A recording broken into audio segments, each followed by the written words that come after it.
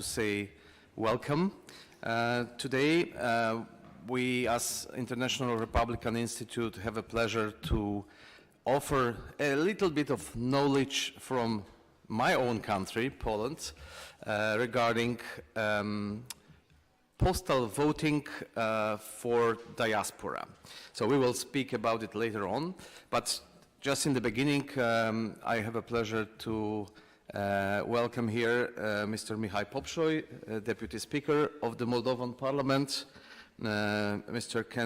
His Excellency Kent Longsdon, the Ambassador of United States in Moldova, His Excellency Tomasz Michał Kobzdej, Ambassador of Poland to Moldova, Aleksander Beliński, Secretary of Central Electoral Committee, of course, dear honorable members of the Parliament, representatives of political parties and non-governmental organizations, and finally I would like to welcome our speakers from Polish Foreign Ministry, Mrs. Renata Kowalska and Mr. Kamil Adamczewski. So we decided to organize this roundtable seminar because of your needs. We know last year Central Electoral Committee proposed some changes, some amendments to the electoral code, and there is debate in the country. We want to help with this debate, showing also an example from my own country. In the very end, I would like to say, as Polish citizen working for American institution, I would like to say this is for me another good example of Polish-American cooperation for Moldova. So thank you very much, and I would like to give the floor to Mihai Popsoi, Deputy Speaker of Moldovan Parliament. Thank you, Krzysztof. Stimați colegi, dragi ambasadori, reprezentanții ai Comisiei Electorale Centrale, ai societății civile, mă bucur să avem astăzi această dezbatere, această discuție vis-a-vis de experiența Poloniei în ceea ce privește votul prin corespondență. Este bine cunoscut faptul că Republica Moldova, Parlamentul Republicii Moldova, mereu este deschis spre noi practici care ar îmbunătăți cadrul legal și aplicarea legii în domeniul electoral și nu doar. Și de aceea, de fiecare dată, ne bucurăm când putem să învățăm din experiența altor state partenere, pentru a facilita procedura electorală pentru cetățenii noștri care, în virtutea circumstanțelor, se află departe de Republica Moldova. Ne vom bucura astăzi de informația pe care o vom primi de la colegii din Polonia și pe această cale țin să mulțumesc Institutului Republican Internațional, ARI, pentru expertiza pe care ne oferă, dar deopotrivă și Fundației USAID, poporului american, poporului polonez pentru această asistență, care nu face decât să îmbunătățească procesul democratic, să contribuie la o dezbatere publică autentică vis-a-vis de îmbunătățirea proceselor democratice și celor electorale în Republica Moldova. Sper să fie de bun augur această dezbatere, sper să obținem noi idei, noi sugestii pentru a îmbunătăți cadrul electoral. Vă mulțumesc mult și rog colegii care sunt nemijlocit responsabili de relațiile cu diaspora și cei din Comisia Juridică, în mod special, să ia aminte și atunci când vom ajunge la etapa revizuirii procedurii electorale, să avem deplină cunoaștere a proceselor electorale, în cazul dat din Polonia. Cu siguranță vom avea posibilitatea să învățăm și în experiența altor state. Vă mulțumesc mult și vă doresc o masă rotundă cât mai productivă. Mersi.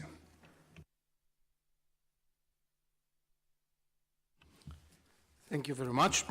I would like to give the floor to His Excellency Kent Longsdon, Ambassador of the United States to Moldova. Mulțumesc. Bună dimineața, stimate domnul vicepreședinte Mihai Popsoi, domnul ambasador Kobzdej, domnul secretar Alexander, stimați invitați din comunitatea diplomatică, membrii ai Parlamentului și reprezentanți ai societății civile. Este o plăcere să fiu astăzi aici. Consolidarea instituțiilor democratice ale Republicii Moldova, inclusiv implementarea unor reforme electorale eficiente și durabilă, este esențială în parcursul ei european. De aceea, Statele Unite sunt bucuroase să susțină astăzi, prin USAID și IRI, această oportunitate de a beneficia de experiența Poloniei în reforma administrației electorale. Proiectul USAID, procese politice inclusive și participative în Moldova, cu durată de 10 ani și în valoare de 22 milioane de dolari. Se încadrează în parteneriatul nostru cu Guvernul și cetățenii Republicii Moldova pentru a aborda provocările actuale și a construi un viitor democratic, prosper și sigur. Facilitarea accesului și participării la alegeri este crucială pentru succesul reformei electorale.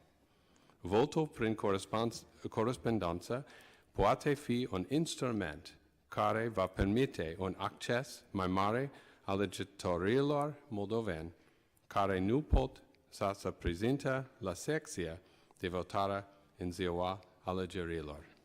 De asemenea, înregistrarea electronică poate oferi alegătorilor eligibili posibilitatea să și confirme mai ușor dreptul de vot.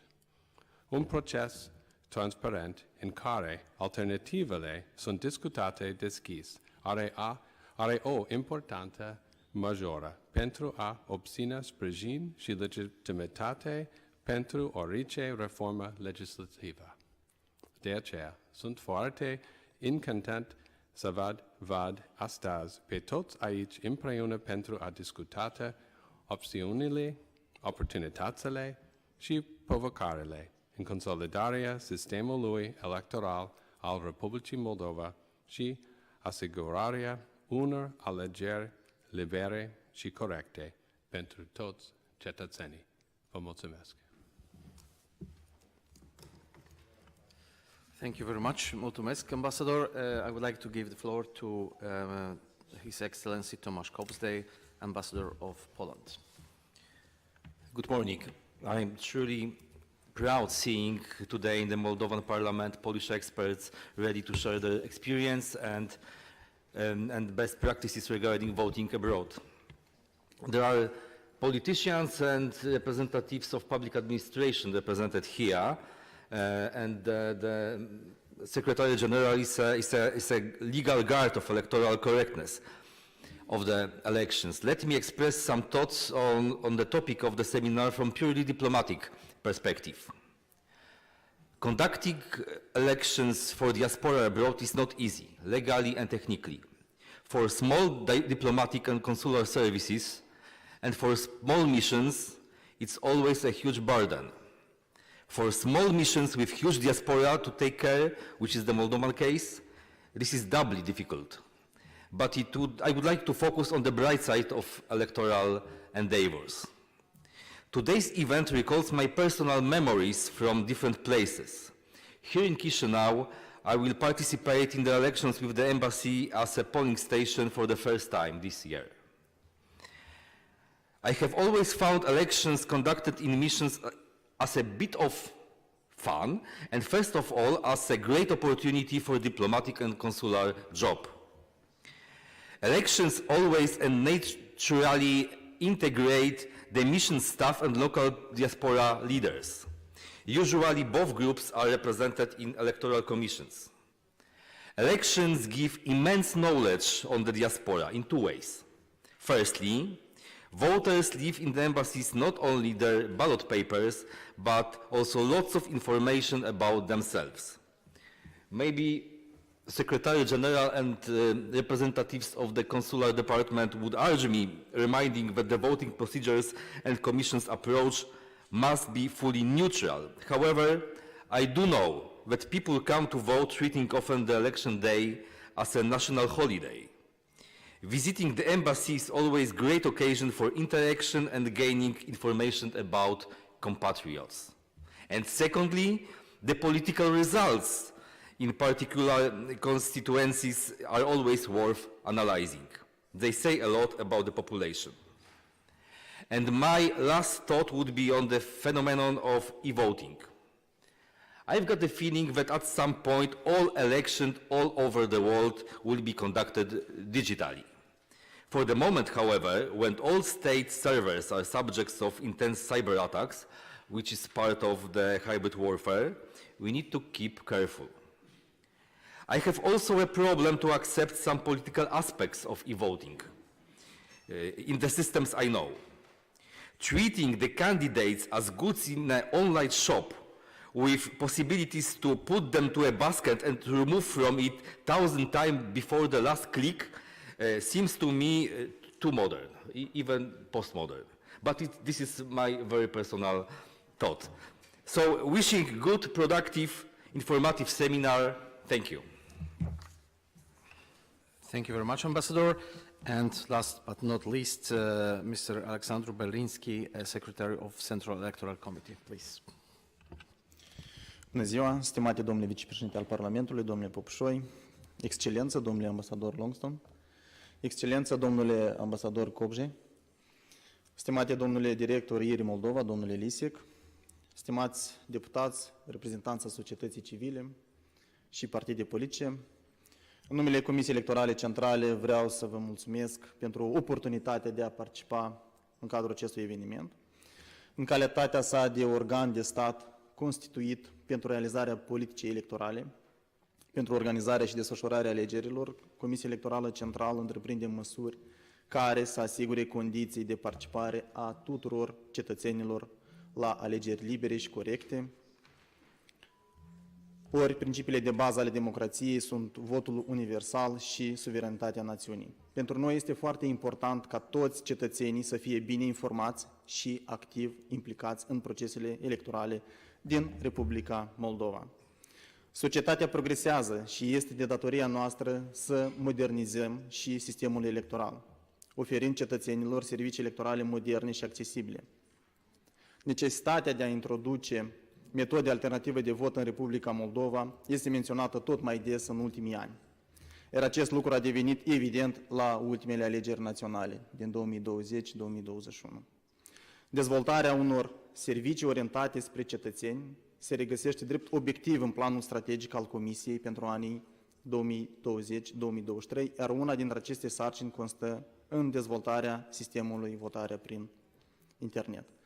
De asemenea, conceptul privind sistemul informațional automatizat de stat alegeri a fost aprobat de Parlament încă în anul 2008. În acest concept se menționează faptul că votarea electronică urmează a fi dezvoltată de către Comisia Electorală Centrală ca și parte a SIAS alegeri.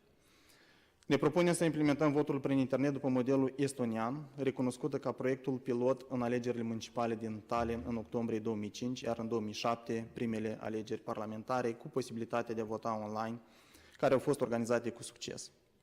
Aceasta urmează să ofere alegătorului posibilitatea să participe la vot din orice punct al globului. Votul electronic sau votul prin internet trebuie să fie ușor accesibil pentru toți cetățenii cu drept de vot ai Republicii Moldova, indiferent de locul aflării acestora. Punerea în aplicare a sistemului va fi corelată cu implementarea strategiei naționale de transformare digitală și fortificarea securității cibernetice a infrastructurii guvernamentale. În Comisie a fost creat acel grup interinstituțional de lucru pentru elaborarea și pilotarea sistemului informațional de vot prin internet ca metodă alternativă de vot. Grupul este format din reprezentanți ai Comisiei Electorale Centrale, Agenției de Guvernare Electronică, Serviciul Tehnologie, Informație și Securitate Cibernetică, Agenția Servicii Publice, Serviciul de Informație și Securitate, Centrul Național pentru Protecția Datelor cu caracter personal, precum și reprezentanți ai societății civile, mai exact ai Coaliției Civice pentru Alegeri Libere și Corecte. Grupul proiectului de sarcini pentru sistemul informațional de vot prin internet și a specificațiilor tehnice pentru infrastructura tehnologică. În context, țin să menționez că începând cu ianuarie a intrat în vigoare noul cod electoral al Republicii Moldova. procesul de revizuire a codului electoral a durat aproximativ un an, timp în care au fost organizate numeroase consultări publice cu toți subiecții electorali, dar și cu reprezentanții ai organizațiilor internaționale de profil. La elaborarea noii redacții ai codului s-a ținut cont de acele adrese ale Curții Constituționale, avizele Comisiei de la Veneția și recomandările misiunilor de observare a alegerilor. De aceea, astăzi putem afirma cu toată responsabilitatea că legea electorală modificată va genera efecte benefice în timp pe care le vor simți toți actorii politici și electorali. Precum, și nu în ultimul rând, dar cel mai important,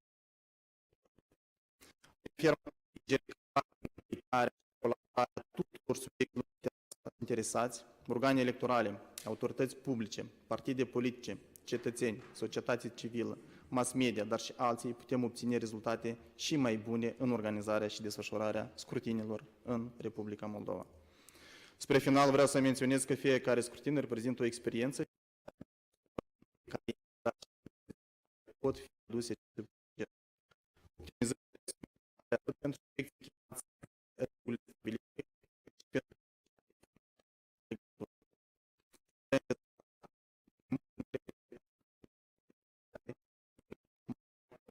să participe la alegeri.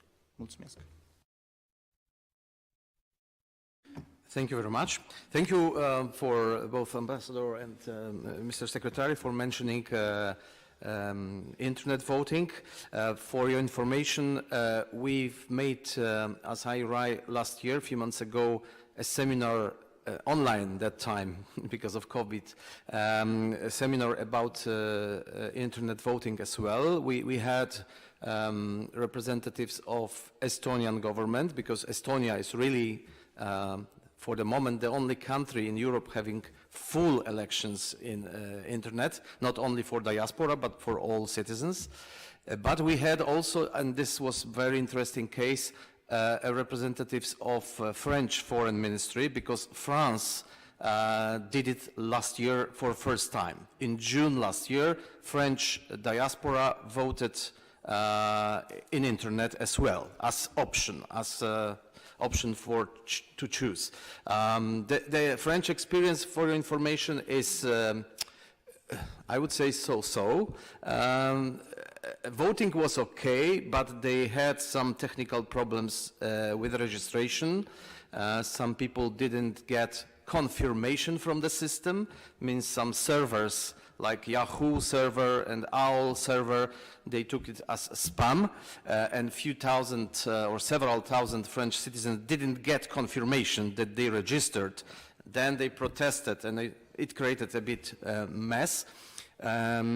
Just to finish this topic, there is debate in some European countries about future internet voting. It's in the Netherlands, and it's in UK, and it's in Norway, it's in Switzerland as well. But for now, we are faced with a situation where Estonia is the only country having internet voting for everyone, and France has for diaspora. But we did it a few months ago. This seminar is about a second option. An alternative means postal voting, which is used in many countries in Europe and also in the United States and so on and so on. So we think this should be taken as a kind of alternative. Everything, the goal of this seminar is to present one of the examples, the Polish one. The rest means that the decision is in the hands of Moldovan parliament and president and so on. So that's it from my side. We will start 3 panels.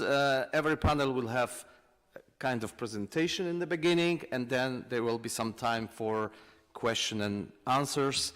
And the moderator of first panel is Mrs. Anna Kalinici, member of the Parliament, which is dealing with this issue for now in the Parliament. Anna, Please. Bună ziua, stimați participanți. Doar vreau să adaug că ne bucurăm nespus de mult că Republica Moldova, care are o diasporă atât de numeroasă, poate să învețe din experiența altor state care deja au implementat metode alternative de vot. Deja am aflat multe despre votul prin internet și ne bucurăm de acest lucru. Și astăzi avem o altă oportunitate să învățăm despre votul prin corespondență. Propun să începem cu prima sesiune, introducerea în sistemul electoral polonez. Și ne va vorbi Renata Kowalska, ministru consilier, șef al secției juridice la Departamentul de Afaceri Consulare al Ministerului Polonez al Afacerilor Externe. Mulțumim că ați venit în Republica Moldova și ne împărtășiți experiența dumneavoastră. Propun să avem o prezentare din partea doamnei Renata Kowalska și apoi să deschidem întrebări-răspunsuri, să aflăm tot ce dorim noi să clarificăm, aspectele tehnice, pentru că astăzi avem persoanele care ne pot răspunde la orice întrebare cu privire la implementarea votului prin corespondență în Polonia. Doamna Kowalska, vă rog. Thank you very much, Madam. Allow me to start by saying thank you for this very kind invitation. I'm really honored to be here today. Thank you, Mr. Speaker, distinguished ambassadors, Mr. Secretary, ladies and gentlemen, last but not least, Mr. Lisek. Allow me to explain first the order of our presentations. We decided to divide the topic into three parts. I will start by explaining the basic principles of the Polish electoral system, of presenting electoral institutions, generally principles, and in this part I will go to the rules on voting abroad. Further, in the second part, I will make a presentation on two examples of using postal voting abroad by the Republic of Poland. The second example was, I would say, extreme because we used this opportunity during COVID pandemic, so it was quite different from other solutions. And the third part would be the topic presented to be presented by my colleague Kamil Adamczewski on electronic registration. I have a lot of slides here. I will try to speed up, not to overburden you by detailed information. But we decided that it would be a good idea to have a background information to better illustrate the underlying issue of postal voting. This is not a lecture. Allow me to make it clear. It is a seminar. I don't expect only questions to me. I hope and I would be happy to listen to your exchanges. Your observation can also be a lesson for us, and we very much count on your comments. And, introduction to the Polish electoral system. I hope it will work. Basic legal regulations. Of course, Constitution of the Republic of Poland, Electoral Code, Law on Referendum, EU treaties, and last but not least, national electoral commissions, lawmaking regulations. A lot of issues concerning elections in Poland are written down in the Constitution. It makes this exercise, this process, not very much flexible. We are simply obliged to respect constitutional rules, which are not easy to be changed. So, constitution and ordinary legislation. As regards elections, who do we elect? We do have parliamentary elections, presidential election, local government elections, European Parliament election, and national-wide referenda. Four of those listed here are organized abroad, namely parliamentary, presidential, to the European Parliament, and referenda. And let's go further. As regards parliamentary election, we do elect 460 deputies to the Sejm, which is lower chamber of the parliament, and 100 senators to the Senate, which is higher chamber of the parliament.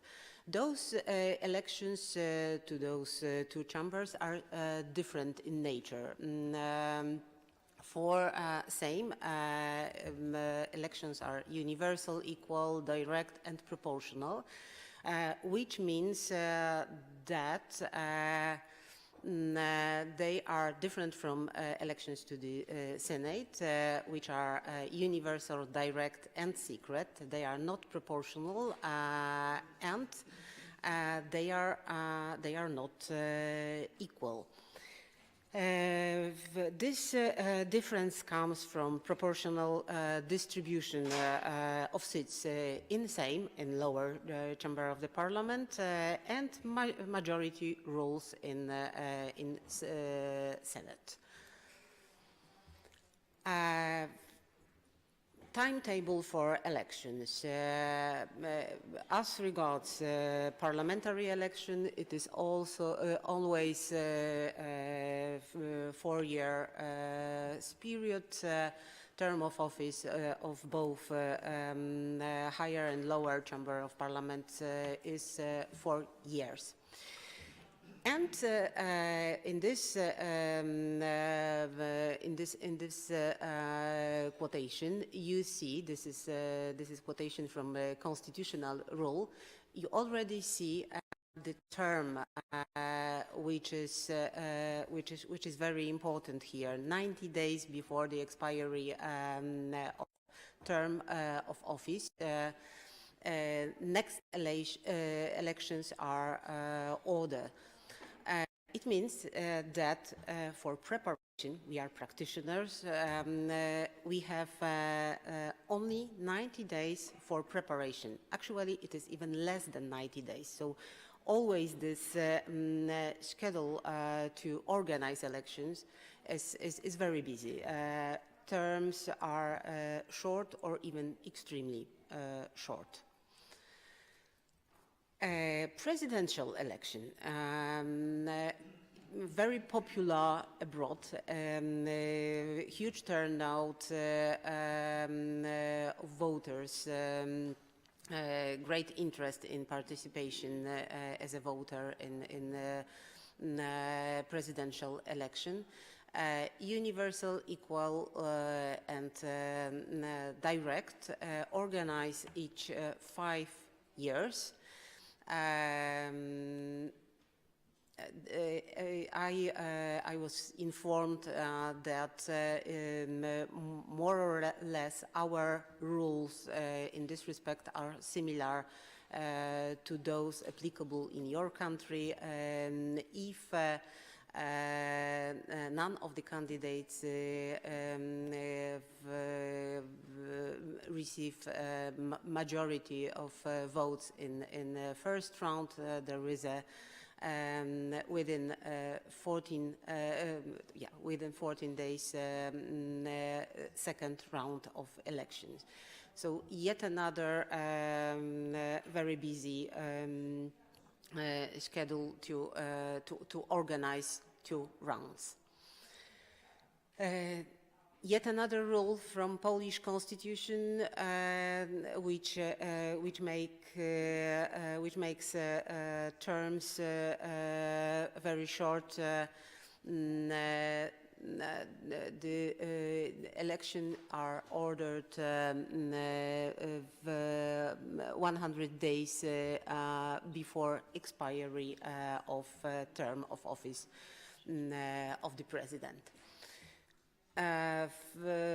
Yet another category of elections organized abroad, elections to the European Parliament. We do elect 52 deputies. Elections are organized every 5 years. Referendum, it happens not very often. And on last occasion, it happened. It took place in 2015. To my recollection, the only binding referendum took place before Polish accession to the European Union. There is a strict rule concerning binding character of referendum. It would be valid if more than half of the number of those having the right to vote have participated in it. That is quite ambitious expectation, and that is why this form of this democratic institution is relatively less popular in our democracy. We do have in practice 3 kinds of elections in Poland. Parliamentary, they go together to Sejm and Senate, to higher and lower chamber of parliament. We have presidential elections and elections to the European Parliament. As regards electoral bodies, 2 of them are permanent bodies. It is a National Election Commission. My guess is that in your country the institution, you have a very similar institution as regards their competences and role in democracy. And election commissioners, they operate permanently. Other electoral bodies operate ad hoc, and they are called upon before each and every election. National Election Commission, highest electoral authority.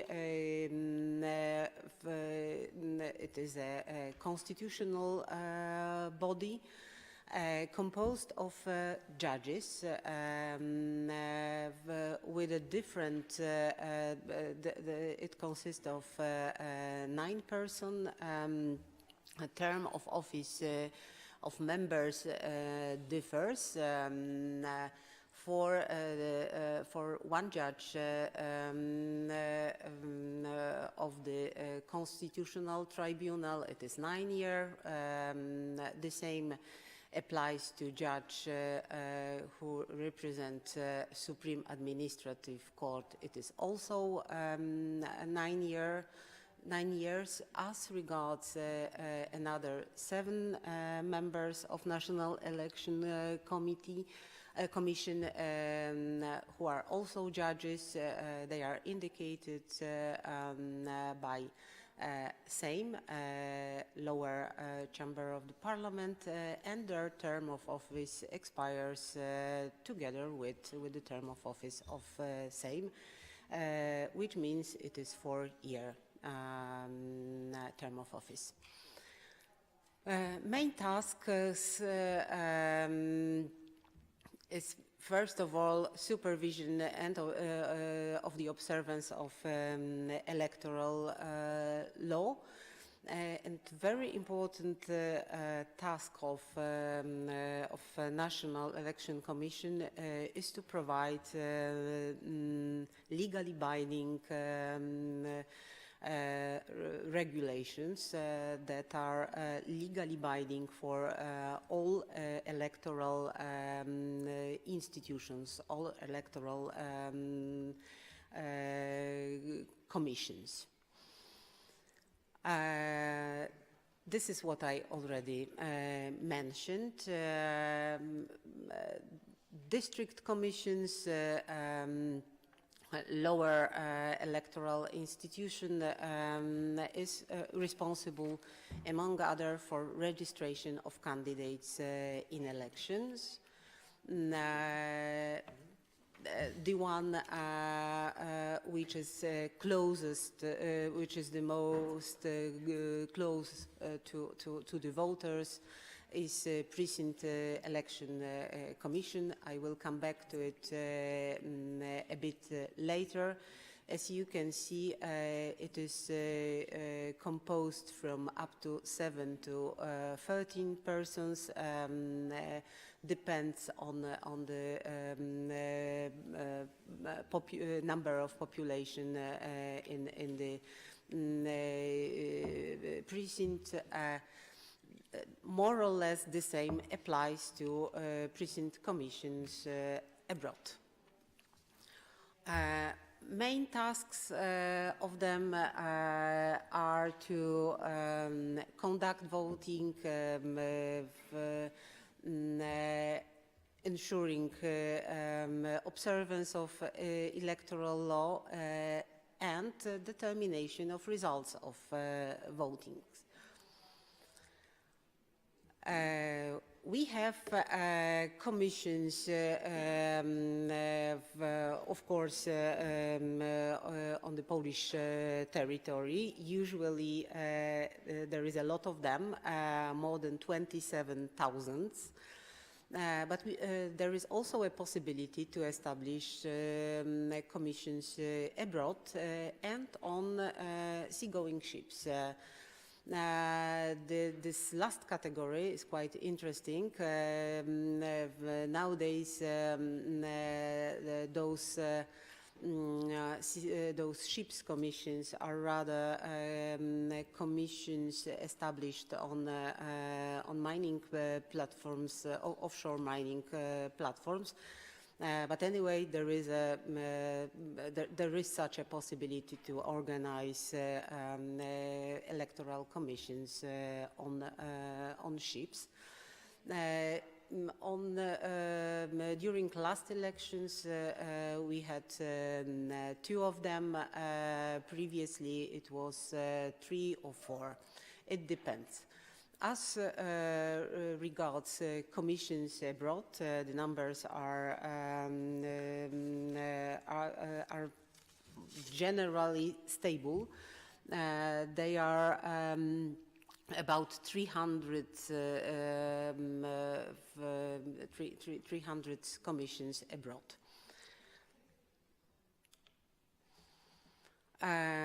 Validity of election to decide on validity is a role of Supreme Court. I will not go into much details with this respect. This is simply for your information that we have such a procedure.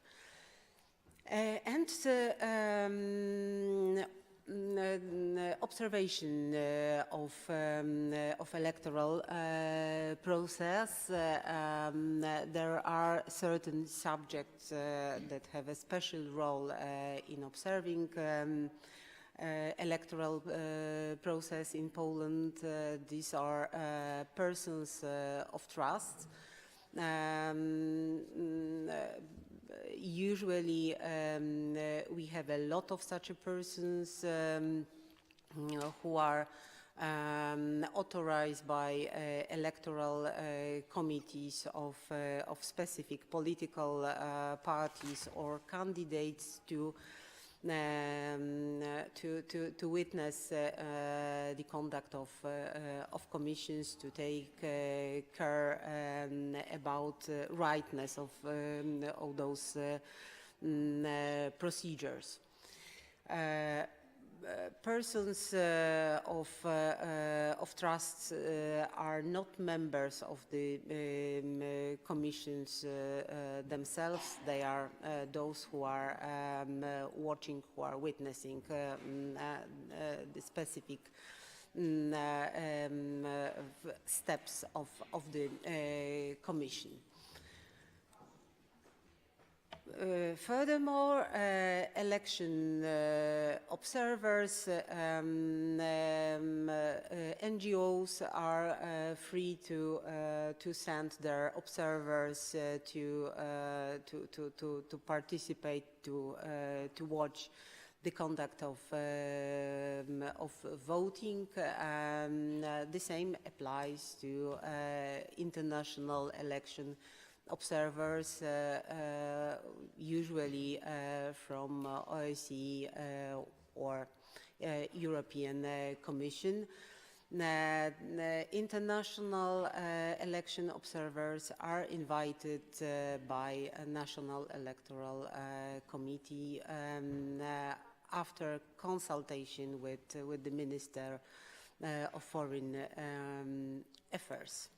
They might be present both in committees on the territory of the Republic of Poland and abroad. And our experience shows that such observation international observation took place.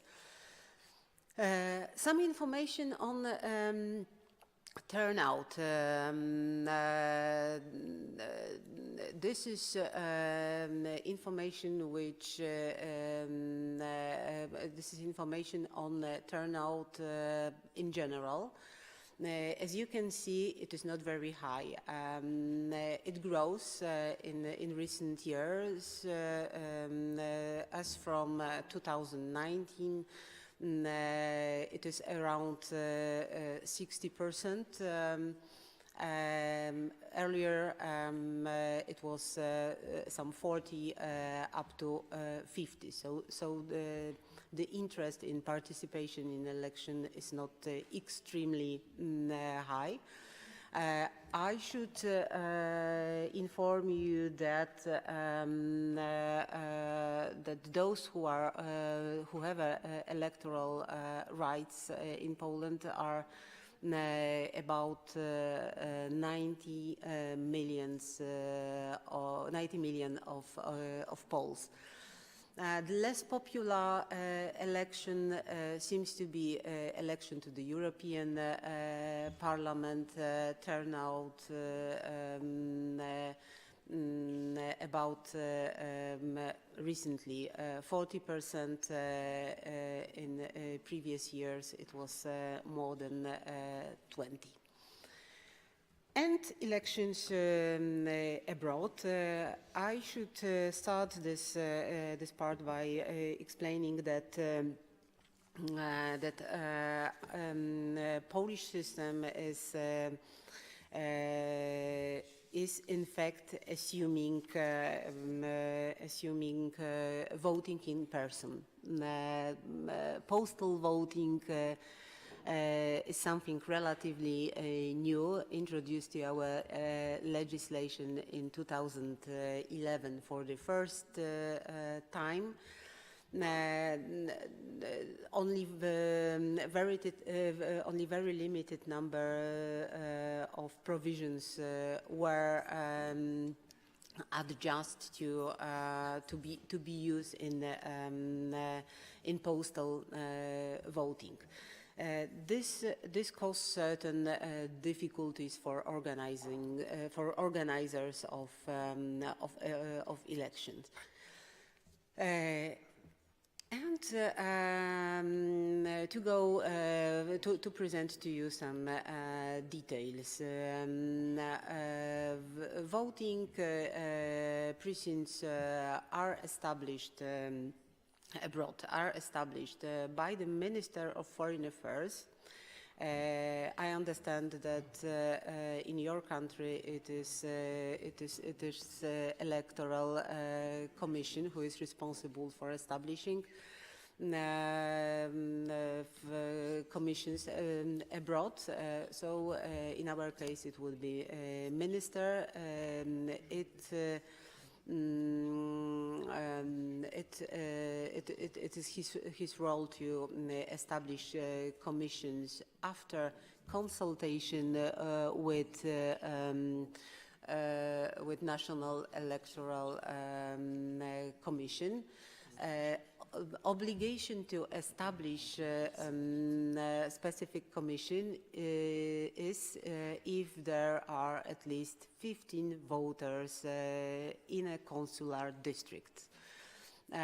Commissions are established not in the country, in a given country, but in consular district.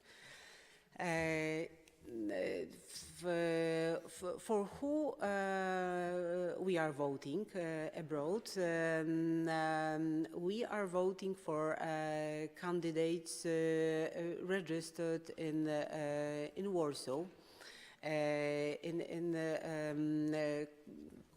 constituency which is adequate for Warsaw candidates. This is also an issue which is sometimes criticized, because not all of us who are living abroad are inhabitants of Warsaw, but all of us who are staying abroad have no choice, and we do vote on those who are registered in Warsaw.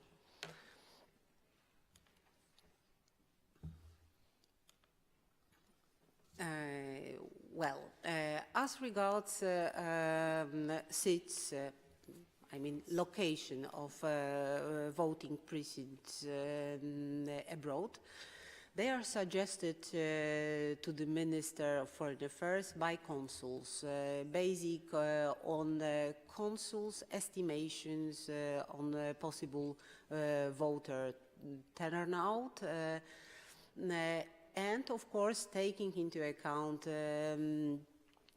conditions prevailing in the host country.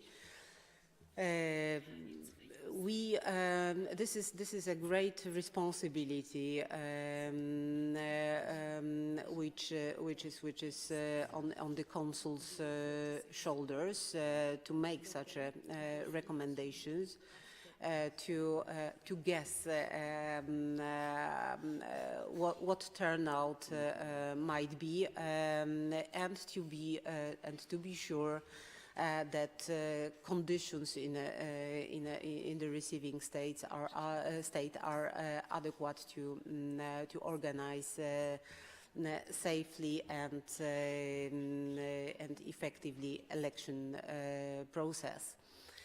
I have told you about busy schedule for election organizers. As you can see here, Minister of Foreign Affairs provides public information on commissions abroad about 30 days before the date of voting, and this 30 days means that we have to, I mean consuls, we have to arrange all necessary preparations. First of all, we start our job with making voters register. This is an issue which my colleague will present you in details. Before each and every election, we do prepare in advance voters register. All persons that are interested in voting abroad in a specific consular district and in a specific commission, they have to report to the consular office by mail, fax, phone, in person, or via an electronic device, and to register themselves for elections. In fact, only those who are registered would be free to cast a vote. As regards voting hours, this is from 7 a.m. up to 9 p.m. It might be interesting for you that we do organize elections on the American continent on 1 day in advance on Saturdays. What else? This is my favorite topic as a consular officer. We as those who are charged with preparation like to complain a lot about burden that we have with organization. So our first duty, I have already mentioned about it, would be to prepare voter register, which is not an easy task. Then we need to appoint members of precinct electoral commissions. This is also our role to stimulate candidates to be ready to work in commissions. This is quite this is quite a job, and potential commissions member are rather reluctant to be part of this process.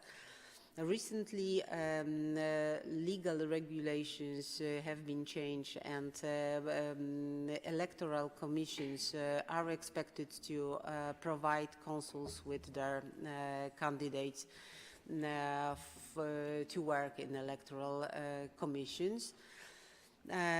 For each commission, we need to have between 4 up to 13 members of commission. To organize election abroad, it is also to identify, to organize, to equip seats of polling stations. This is role of consular officers to make rentals, to organize all necessary materials, and so on.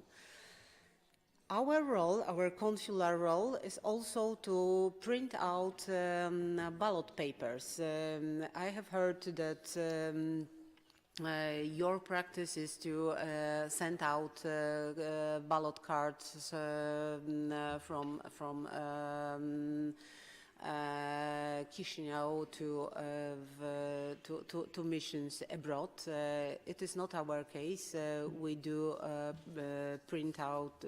We make printouts on the spot. After election, it is consular duty to first of all to secure electoral documentation. For all those tasks, consuls do have a dedicated budget that allows us to perform our tasks. And coming to an end of this part of presentation, some information, some statistics. As you can see, from election to election, the number of those who are participating in voting abroad is growing. In 2020, during COVID pandemic, we had the highest ever turnout of more than 500,000 persons registered to be willing to participate in postal elections abroad. You can also see on those on this slide that interest in participation is different depending on election. For example, European Parliament is less popular than presidential election, which get interest of huge group of voters abroad.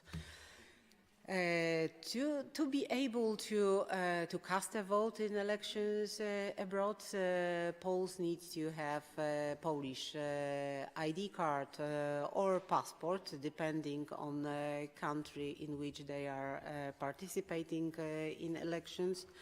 In those countries to which we are free to travel with our ID card, we can cast votes by presenting our ID card.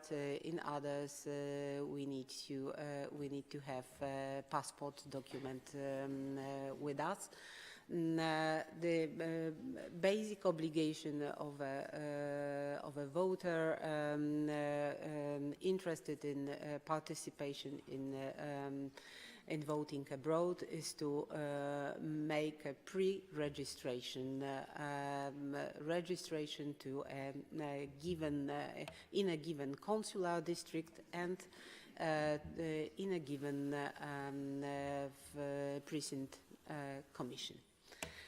And this is all as regards introduction. Thank you very much.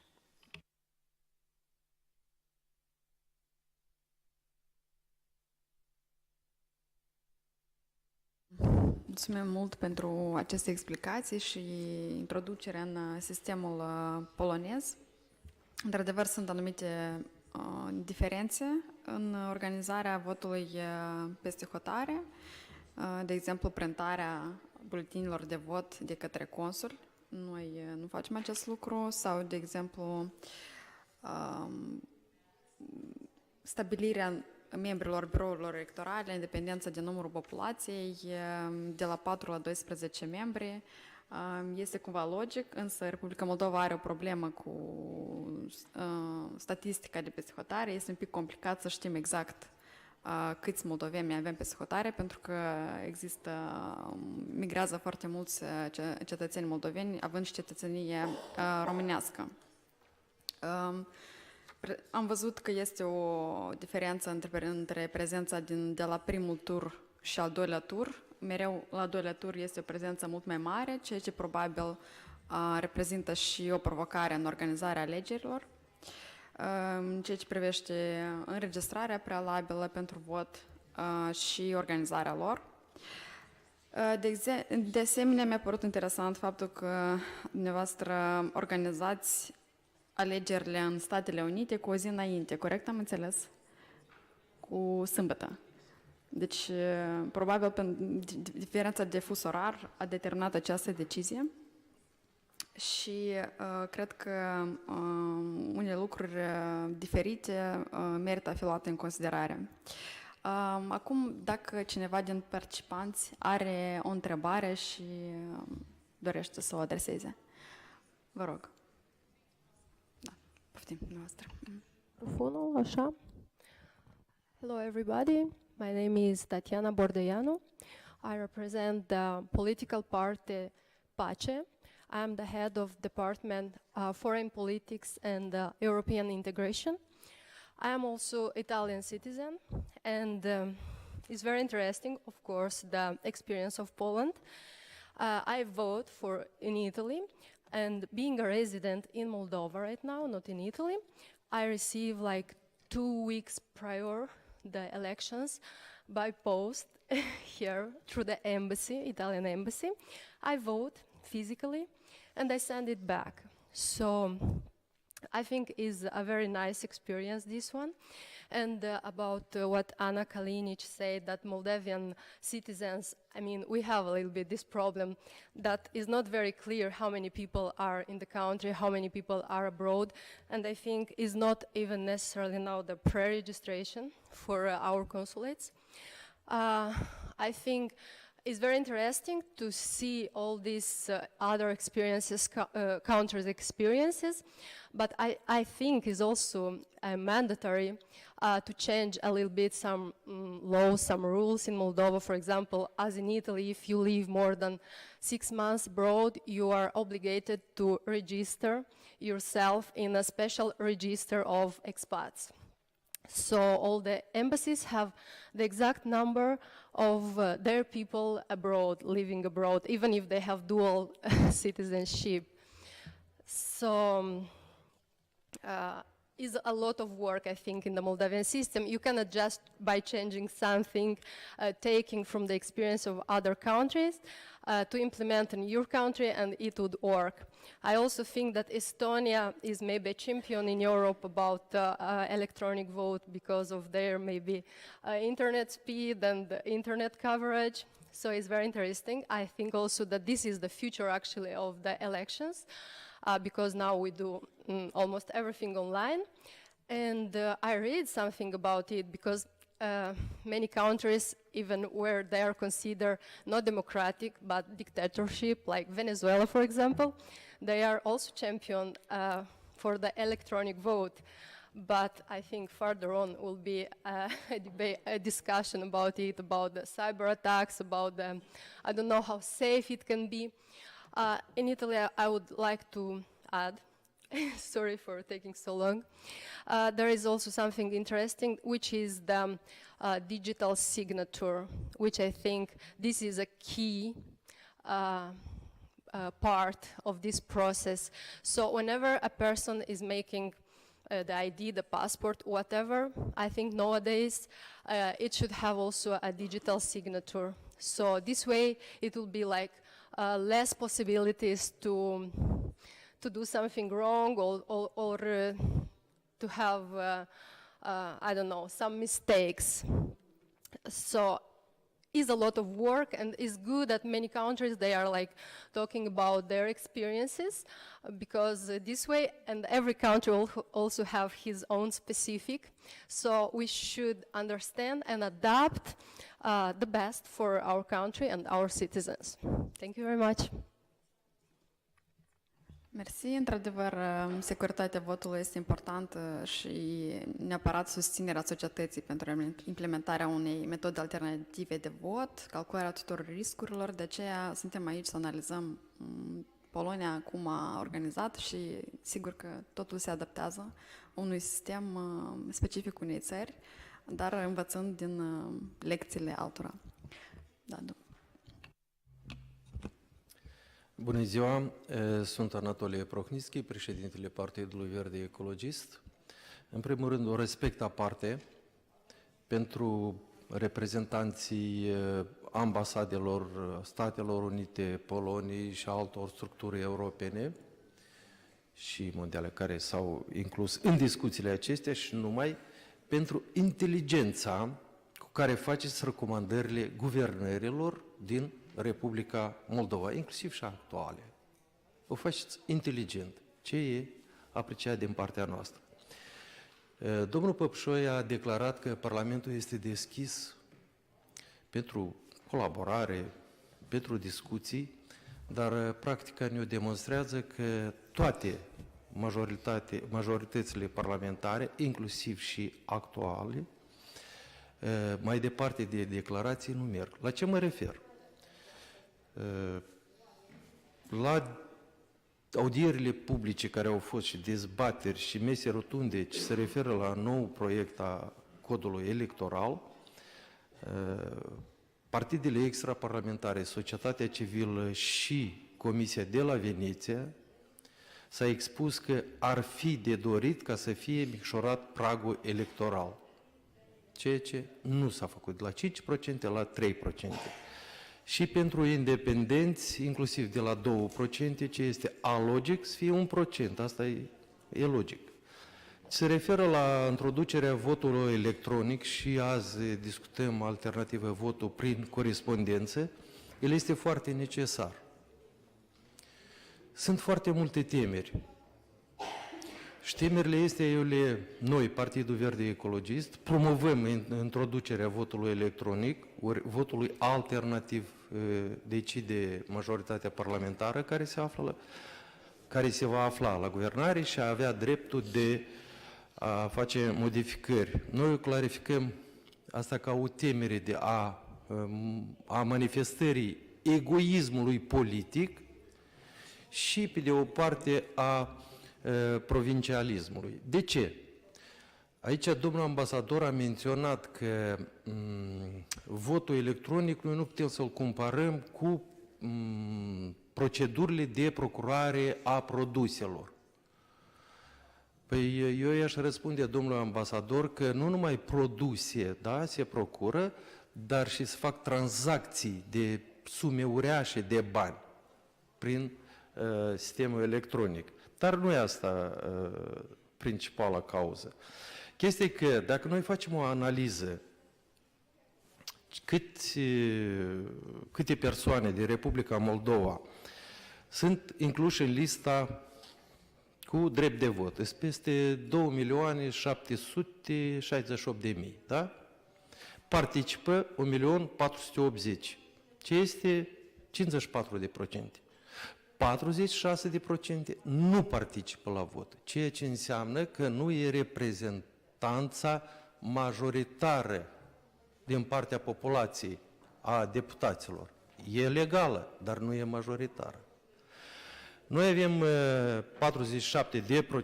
47% care nu participă la vot. Când facem o analiză și aș îndemna și inclusiv și parlamentarii din Republica Moldova să studieze analizele petrecute de către Comisia Electorală Centrală și CICD, este Centrul Informare, pe lângă CEC. Și acolo noi vedem că persoanele până la 30 de ani votează 10-15%. Nu sunt activi. E realitatea la ziua de astăzi. Se cere un vot alternativ să fie. Și asta, eu cred, ne-ar permite ca să majorăm numărul de participanți până la 30% adăugător. Pentru că o mare parte de alegători, cum au votat la urna de vot, așa și vor continua.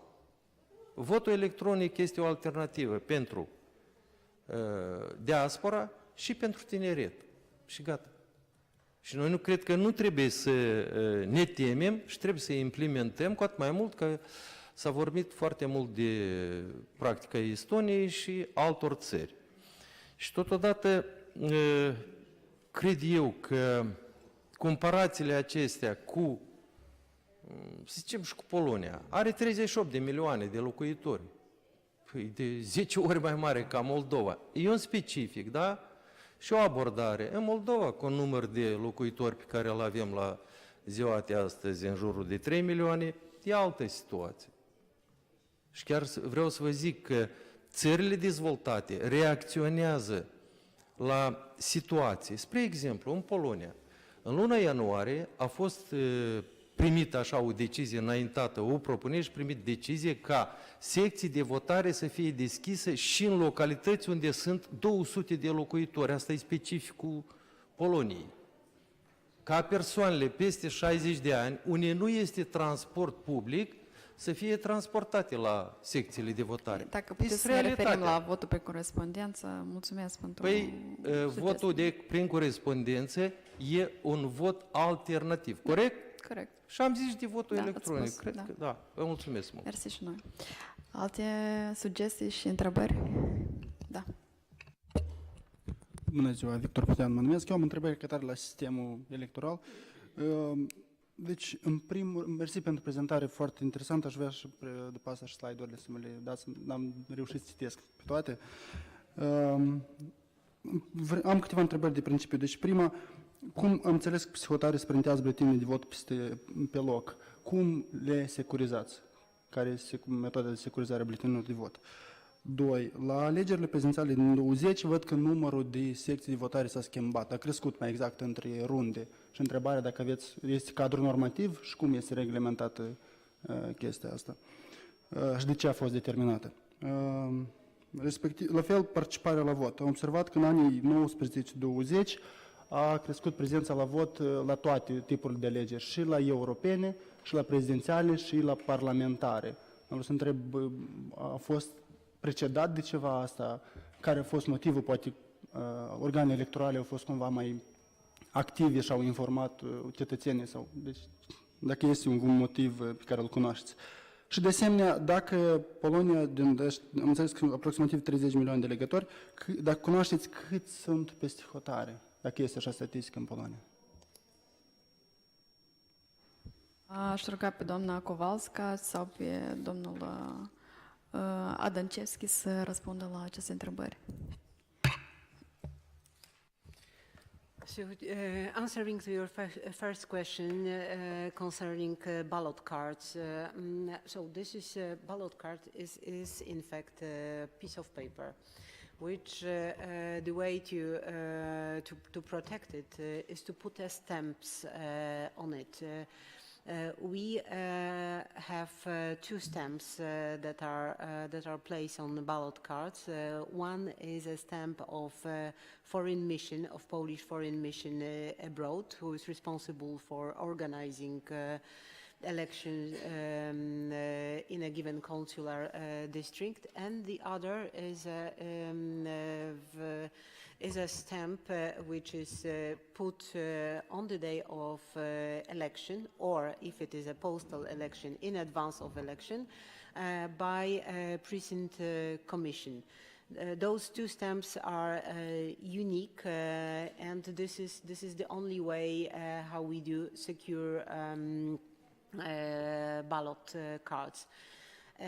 The same principle applies in Poland, in the country. I should also mention that ballot cards, for example, for parliamentary election, are different for both chambers of the parliament. As you have noted, to the lower chamber, we do elect 460 candidates. So the ballot paper is either a huge piece of paper, A3, in a form of in a model of A3, or it is a booklet. As regards Senate, the ballot card is smaller. More or less the same with presidential election, but ballot card is secured only by stamps, and the same applies to ballot card in cards in the country, on the territory of the Republic of Poland. As regards increase of in numbers of precinct commissions in between first and second round. This is ordinance by the Minister of Foreign Affairs. It is his or her duty to provide a legally binding legislation which lists commissions and why it is so that this number is changing. As you have noted here, in presidential election, for example, in 2020, the number of voters registered for the first round was less than 400,000, whereas in the second round the number increased for about 100,000. Minister decided to add two extra commissions only. This was certain way of helping up commission's members. But coming back to the very beginning of your question, if the number of commissions is changing, this is it would be always decision and legal act by Minister of Foreign Affairs, taken in consultation with National Election Commission. And you have also asked about difference in number of those who were participants in elections. Well, that's a very good question. The political temperature in our country sometimes is growing, and when it is really high, the turnout grows. If I cannot, just 3 sentences about three topics. First, the stamps. Let's say we think in Poland that because one stamp is in the hands of mainly Consul General, but the second stamp is in the hands of polling station committee, where members are from different political parties, different committees, election committees. This is enough, let's say, control between these two bodies. So first stamp is put by Consul General, and the second by the chairman of the committee. Let's say, so they, let's say, control each other. So this is first thing. Second, the number of the polling stations abroad. I tell you from my experience, I was many times responsible for my party or my candidate in presidential elections for campaign abroad, and I tell you, the number of committees abroad will be never enough. Even if ministry would double it, triple it, always people living in especially big countries, they say, not enough, I have too long distance to committee. So this is why I think the alternative voting by post or maybe in the future by internet gives everyone chance to vote. We don't know how many Poles who can vote we have, for example, in the United States. Some people say we have 10 million Poles. Of course, it's not true. There are 10 million people with Polish roots, but probably it's a few 100,000 people, Polish people having valid passports, and they live everywhere. But we have just embassy in DC, we have consulate in Chicago, New York, Houston, and Los Angeles. Permanent representatives in 5 cities. So, but there are Polish people living in Florida, in San Diego, you know, in Seattle, and so on and so on. It's simply impossible for Polish Foreign Ministry to organize polling stations everywhere. You know, there are people in Australia. We have embassy and we have consulate in Sydney, and that's it in Australia. But there are people in Brisbane, Perth, you know, other Melbourne, of course, and so on and so on. It's too expensive for Polish ministry to organize everywhere polling station committees, because it's too expensive, simply. So the postal voting is an answer for, but there are also people, you know, old people, sick, people with small children, people on wheelchairs. For them, postal voting, or in the future maybe internet voting, is the solution, how to participate in elections. And one more thing interesting maybe for you, that we have different number of people registered and voted, for example, for presidential elections for first round and for second round, because we have in Polish regulations opportunity to register additionally just for second round. So someone who even didn't vote and was not registered for first round can be registered for second round. There's just 1 day for it normally, but they can do it. And also, why number of voters is different? Because who also is voting abroad? The tourists. People, especially sometimes we have second round summertime, during summer holidays, and there are people who travel from Poland and they vote abroad as tourists. We had last presidential elections, we had situation in Croatia that was not enough number of ballots, because in Croatia people voted also in person, even was everywhere just by post. And there was so many Polish tourists in, I don't know, Zadar or Split, that number of ballots was not enough for all these people. So thinking about number of ballots abroad, of course, we have to take into consideration in some very popular tourist destinations, also tourists from Poland who come to vote.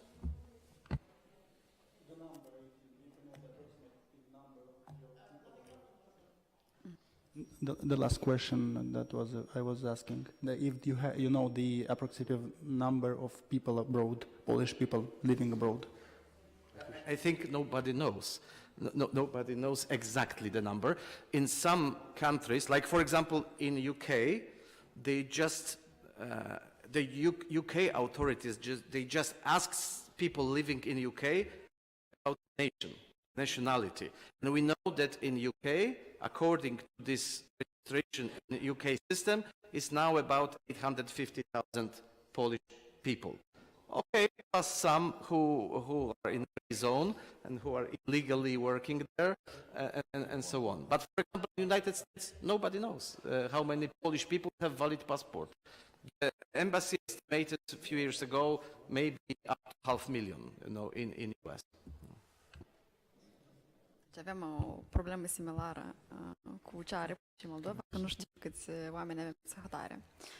Mersi mult pentru clarificare. Într-adevăr, mă alătur și eu celor spuse. Atunci când procesul de votare prin corespondență este bine pus la punct, într-adevăr pot fi foarte multe beneficii. Important să avem o procedură corectă și să corespundă standardelor necesare. Nodruță? Mulțumesc. Sunt Mihail Druță, deputat.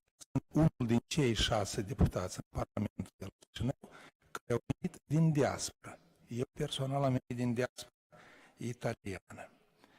Și că sunt istoric de specialitate, înainte de a pune câteva întrebări, vreau să fac o remarcă cu caracter politico-istoric. Eu niciodată nu uit că în 1918, la 27 martie, când Parlamentul de la Chișinău, care se numea Sfatul Țării, a votat unirea Basarabiei, a Moldovei de atunci, cu România, 3 voturi din cele 86 voturi pro au fost date de deputații de etnie poloneză. Fiindcă și Polonia avea atunci problema reunificării țării și de atât au înțeles foarte bine doleanțele străbunilor noștri. Acum, câteva considerente privind voturile, sistemele alternative de vot. Da, tema noastră o știu de bine care este, votul prin corespondență. Dar deoarece s-au făcut unele remarce privind și votul electronic, vreau să arăt care este specificul lor. Aflându-mă în diasporă, participând la activitățile politico-electorale din diaspora, am studiat, cred că foarte bine, baza legală a votului din diaspora, inclusiv ce zic documentele Comisiei de la Veneția privind voturile alternative, unde este scris negru pe alb că aceste sisteme vor fi bune, dar pot fi implementate doar atunci când există convingerea deplină că ele sunt sigure. Ori în privința votului electronic, siguranța la momentul actual lipsește aproape în întregime. O dovedește votul din Statele Unite, din Franța, care a fost pomenit, și o mai dovedește un lucru încă. Germania, Olanda, țări fruntașe din civilizația europeană care au studiat și au elaborat sisteme ale votului electronic, s-au dezis de intenția lor. Același lucru a făcut și Australia, Noua Zeelandă. S-au dezis fiindcă lipsește certitudinea siguranței votului prin electronic.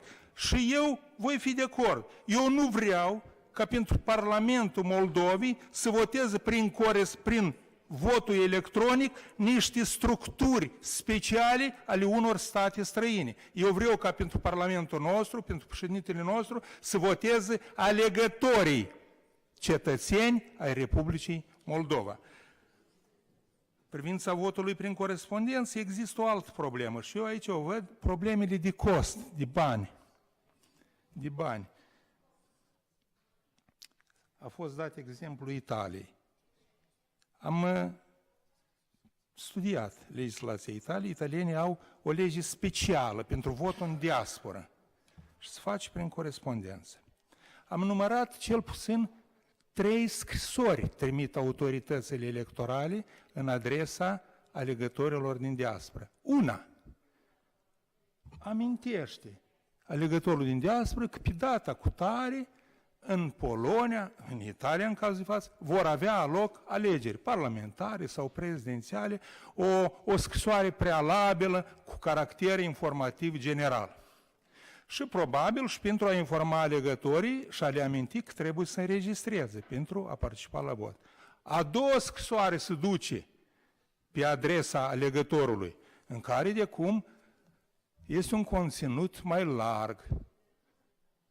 Cine sunt candidații la alegeri, ca alegătorul să se pregătească pentru cine și chiar câteva teze din programele lor, ca alegătorul să se pregătească și când va vota, să știe pentru cine și pentru ce votează. Și a treia scrisoare care se duce la alegător din partea autorităților electorale, practic este o scrisoare dublă. Alegătorul primește plicul, îl desface, și înăuntru găsești un alt plic cu adresa emitentului, a ambasadei sau a consulatului și desfaci și acel plic și găsești acolo buletinul de vot. El doar votează, pune înapoi în plic buletinul, închide, adresa deja este indicată și o trimite înapoi la ambasadă sau la consulat.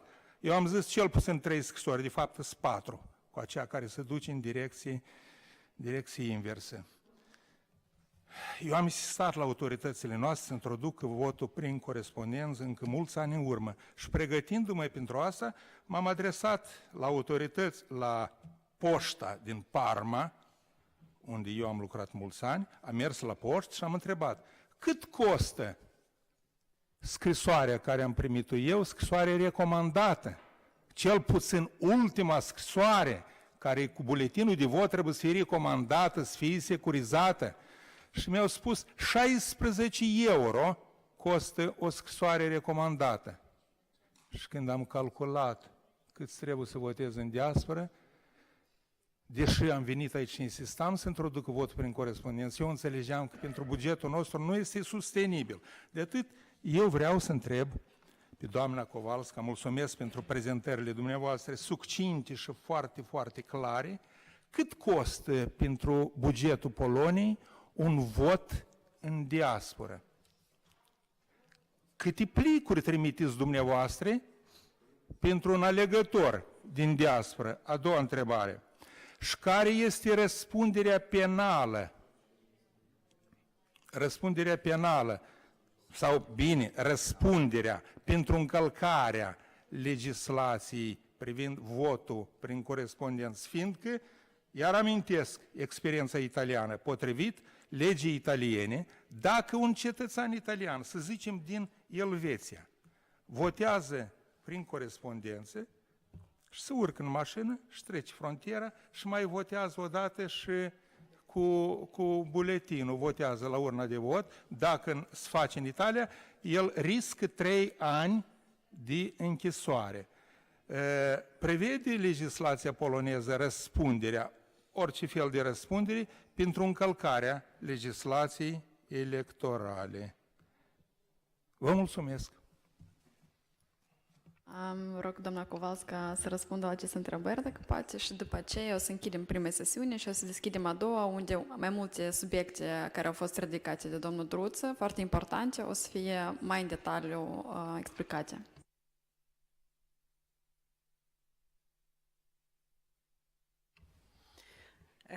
As regards costs, allow me to reserve this issue for the next session. I have prepared information concerning costs. I will only introduce it. Actually, they are not so high. We do have we do have in the past two different ways of delivering ballots to voters. One by registered letter, one just by ordinary post, and this very much influence the total expenditures. But what we do send out only one letter, which contains all necessary documentation to cast a vote. We do not send out first letter with encouragement to go for registration. We do not do so. We put on shoulders of voter to take care about registration. These are only public information concerning election abroad. If you are aware about this fact and if you are interested in voting abroad, you need to make a registration effort, and then you do receive only one correspondence with all necessary documentation. So as regards the cost, I will come back to this issue in the second part. Thank you very much. Thank you, Anna, for chairing this panel. The second moderator will be my deputy in IRI, Nadia Sakovic. You probably know her because she works for us many years. Even she is a very young woman. Nadia, floor is yours. Thank you so much, Krzysztof. Stimați onorată audiență, acum vom procede la sesiunea a doua. Foarte multe din întrebările pe care le-ați adresat, de fapt, se referă la partea practică, cum de fapt o se implementează. Până acum am avut o prezentare generală a sistemului electoral polonez și limitările și posibilitățile. La momentul de față, anume cum are loc, vom vorbi de cum are loc acest proces și eu cred că vor apărea mai multe întrebări, vom procede în aceeași idee, după prezentare deschidem sesiunea întrebări-răspunsuri. Mulțumesc mult! Madame Kowalska, you have a floor. Thank you very much. This part is actually on this underlying issue of postal voting. Two examples to different both legal arrangements and two different situations behind election process. Postal voting abroad in years 2011-2017 and then election under special provisions introduced in 2020 in the COVID pandemic. And actually, this COVID pandemic election appeared to be great success of postal voting abroad, introduced at the very last moment in circumstances in which time schedule for those responsible for preparations were even shorter than usually. We've managed to do it quite efficiently and with extremely high turnout of voters. I have already told you that our Polish electoral system makes an assumption of voting in person. So it is organized in such a way, probably it is not like, for example, in Italy, that it is for those who are voting by post, it is necessary to deliver to the Commission ballot paper at the latest on the day of election. The ballots that are provided for by postal voters need to be put in ballot box on the day of elections. So it is still based on assumption that we are voting directly by secret ballot and in polling stations. Voting system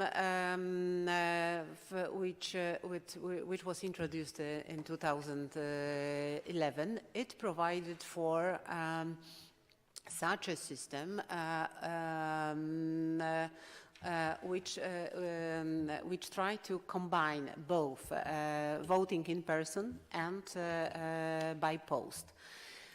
There was an obligation on the shoulders of those responsible for organization to organize at least one voting precinct in each consular district that would be offering postal voting. It caused certain difficulties. This rule was quite strict and not always necessary. This is also a lesson learned for us. So, for example, in the most tiny consular districts, like, for example, in Luxembourg, there was a legal obligation for voting organizer not only to have a commission that will accept voters voting in person, but also by post. It was this specific expectation and regulation. In those years, legal basis for voting were once again Constitution, Electoral Code, implementing regulations by National Electoral Commission, which are, I should mention it, which are very detailed. They are many pages long. They contain a lot of detailed instructions for all those who are involved in the electoral process. And once again, ordinance by the Minister of Foreign Affairs on establishing precinct electoral commissions. And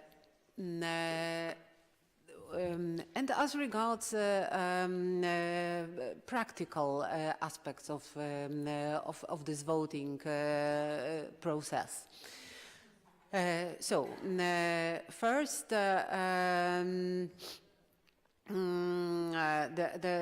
once again, it was an obligation of the Council to make a recommendation to the Minister on locations of precinct commissions. Minister, while taking into account suggestion by the Council, makes his or her decision on establishing commissions. It should be done no later than 21 days before the election day. We start under such rules basic preparation for elections 21 days in advance. When we have information on precinct commissions published, we do start registration of voters.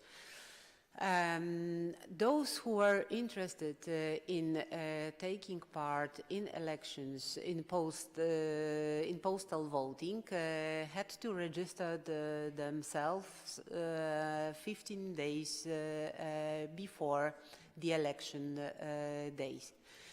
So actually they have only 6 days for registration. Important issue is what they have to, what voters have to provide to Council while requesting for registration. It is of course name and the second name, father's name, date of birth, personal identification number, which is very important, address in Poland, and address for delivery abroad. Why address in Poland in years 2011-2017? That's because at that time we did not have central voter register. Registration of voters in our country was made on the level of municipalities. So if a given voter informs Council about his or her intention to take part in elections abroad, Council had to inform his local authorities in Poland that a given person wishes to be introduced at the voters' registers abroad. And it was a duty of a local authority to delete the name of a given voter from the register on the territory of the Republic of Poland. This system is well protected, and that is why it is in practice not possible to to cast a vote twice. Voter would not be accepted on the list which is drawn up by the consul if his name would not be deleted from the record of registers of voters in Poland. Nowadays, the Polish authorities are working on central voter register. It would be an electronic device, an electronic product, which will make this system of verification of voter even more efficient because it would be automatic without need to make an investigation on where a given voter is registered in Poland.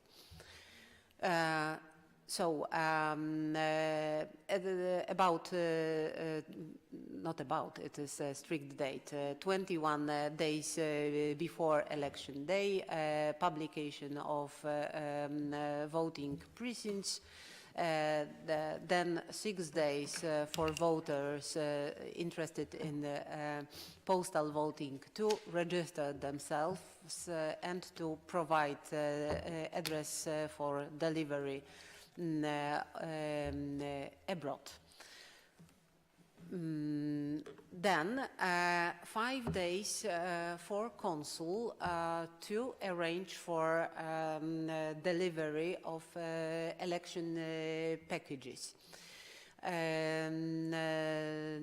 No later than 10 days before the election day, the consul was obliged to send out election packages to the address indicated by the voter. It was only possible to deliver a package to the address in the consular district. It is not possible to make a delivery outside consular district.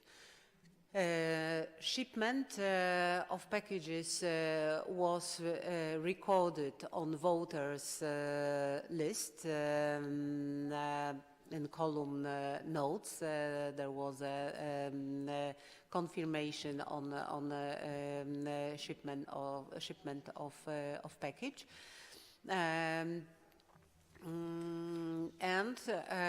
This registration allowed it for excluded actually a possibility of double voting. That's because precinct commission, while they received a voters list, they already knew that a given person would not be able to cast a vote in person because he or she should receive a letter with ballot to be sent back to consul or to the commission. And this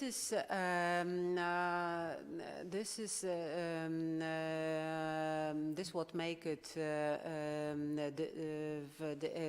the shipment of packages in years 11-17 costful and quite complicated was that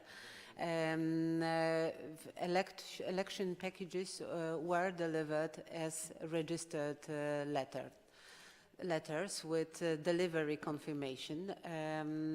You are right while noting that such letters are quite expensive and the delivery procedure usually is quite complex and takes much more time than delivery of ordinary letters. At that time, in our mechanism, in our system, we were using registered letters for delivering packages. What was inside this this election package? The content was the following. So first of all, everything was grabbed out in one envelope, and it contained the following elements. Return envelope, it was already addressed to the competent consul. Ballot card, stamped by the consul's office, and collectively by precinct electoral commission members. This process of stamping cards is always a collective exercise. Commission's members do this together. Envelope for the ballot card, for the ballot paper, with printed out sentence envelope for the ballot paper. Why this envelope is needed? That because there is a legal requirement to have to provide for secret votes. So, in order to properly secure this right of voter, the right to cast a vote in secrecy, it was necessary to provide voter with an extra envelope for ballot paper. What else? Declaration of personal and secret voting. This form was already personalized, and our electronic device, about which my colleague will tell you in some time, provided for this possibility of printing out personalized declaration with a name, address, personal number of a voter. This document needed to be signed out and returned to precinct commission. And one extra element, voting instruction. We are very much aware that postal voting is much more is perceived as much more complicated for voters. That is why simple but informative instructions are necessary. Very good services are offered also by National Electoral Commission. They produce a lot of instructions, trailers, informations in a very attractive and simple form to prepare voters to cast a vote properly. So, plus civics, yeah, this is right remark. Civil society also do a lot to provide necessary information and instructions to voters. Because it is very important, because rules concerning validity of postal votes are quite strict, and if a voter would not follow these rules, his or her vote would not be considered valid. So, in fact, 5 elements. Some of them, I will come back to it, would have to be returned to consuls. These were declaration of personal and secret voting, ballot card sealed in envelope for the ballot card, plus return envelope. Costs of delivery of election packages light on voters. Checkout of electoral packages, time-consuming and precisely described by National Election Commission process. It was strictly checked out by consul, both sending and receiving election packages. Sending was recorded at electoral election record. Receiving was noted on protocols which consuls had to prepare for the purposes of recording adequate information for the commissions. Electoral packages undelivered by post on those that were not collected reminded in the consul's deposit until elections were declared valid by the Supreme Court of the Republic of Poland. How to proceed to cast a vote? Voter could either send a return package to the address of the competent consul or before voting day to deliver it in person to the consular office.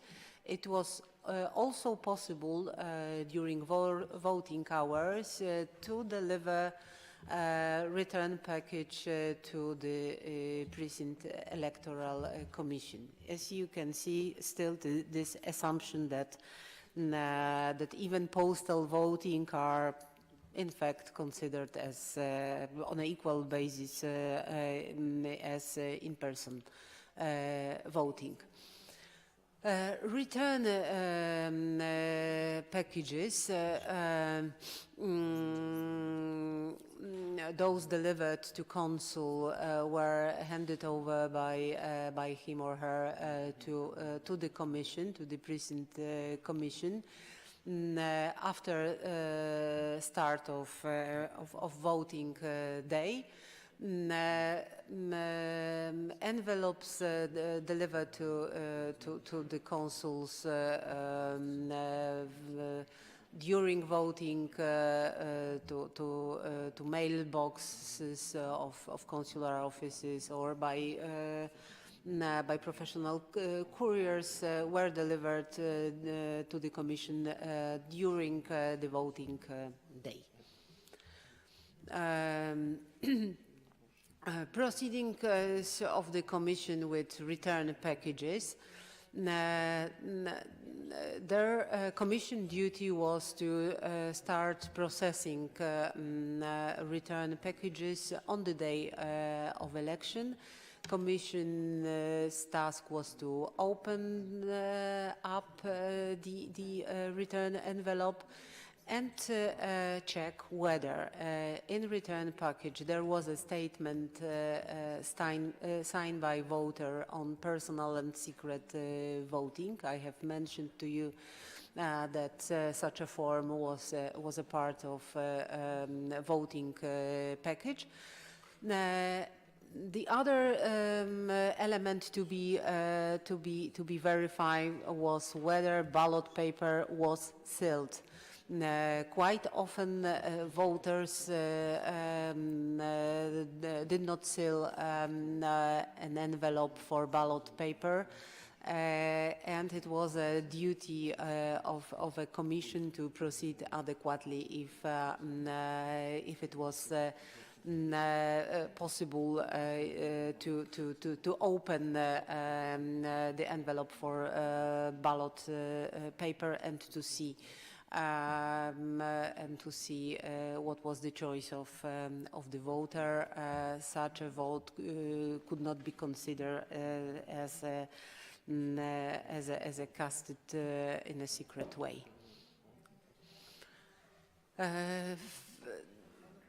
If the conditions of validity of postal vote were not meet, the Commission did not put the envelope with the ballot paper to the ballot box. It put it aside. The same procedure was put in place with any other defective packages. Sometimes voters are making their choice to send, to deliver defective package. Sometimes it is simply a mistake or misunderstanding. This was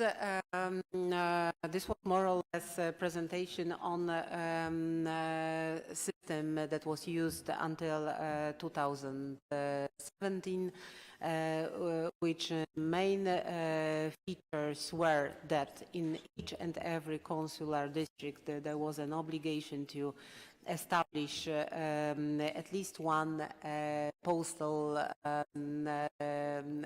voting commission. The other specific feature was the fact that packages were delivered to voters by registered post. Everything was different in 2000, almost everything was different in 2020. Extraordinary rules were put in place. Presidential election was initially planned for 10th of May 2020. Because of COVID pandemic situation, it had to be postponed. Certain activities to arrange for voters registration, for renting locations for precinct commissions were already initiated. And suddenly, on the 2nd of June, new law was adopted, which changed a lot. It introduced a possibility of postal voting. It is also an important issue that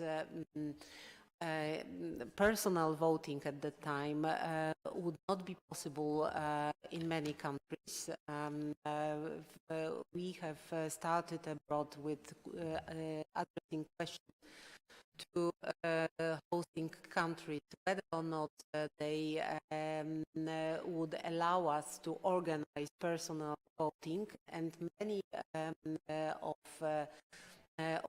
countries said no, it would not be possible to have to have a personal voting in our country because of pandemic situation. So having a very limited choice, the parliament decided to arrange for postal voting. Law that was a basis for this election was adopted on 2nd on June, whereas the date of voting was scheduled for 27th of June. It means 25 days for preparations from the very beginning to the very end. We needed to start once again making voters registered. It needed to be different than from the other we have started in May, because we needed addresses for delivery abroad. What else? Minister of Foreign Affairs had to issue his new ordinance on recent electoral commissions.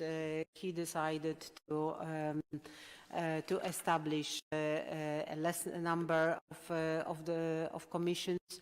Whereas in 2019, Minister established more than 300 commissions. In 2020, it was not needed to have such a huge number of them, and it was finally established 167 commissions abroad. To arrange for postal voting.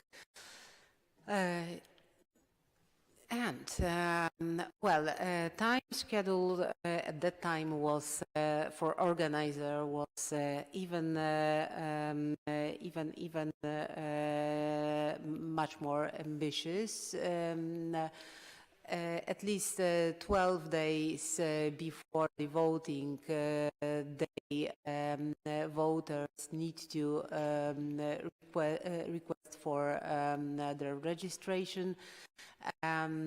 Packages, electoral packages, were sent out by consul not later than 6 days. So 6 days, it is in extremely short term for voters. First of all, to receive a package and then to send it back. What package included? On previous occasions, return envelope, ballot paper, envelope for ballot paper, instructions for voting by post, and declaration on secret and direct voting. Letters, packages were sent by unregistered mail. So this is a huge difference between previous postal elections. It appeared quite efficient. In many countries, unregistered mail operates in a more efficient way than registered post. It is definitely cheaper. I was working at that time in the Netherlands, and the price for registered letter was about €7, whereas an extra deal concluded with Post NL allowed us to send letters for less than €1. It was just generally not possible both to pick up and to return packages in person at the consular office or at the seat of precinct commission. That's because the difference in comparison with previous elections, with previous post-election, that was because of COVID restriction and the necessity to eliminate direct contacts. After receiving electoral package voter once again, as it was on previous occasion, was requested to fill out the ballot paper and it means to cast his or her vote, to put it in the envelope for a ballot paper and to seal it. It was indispensable element of the process. And then to put the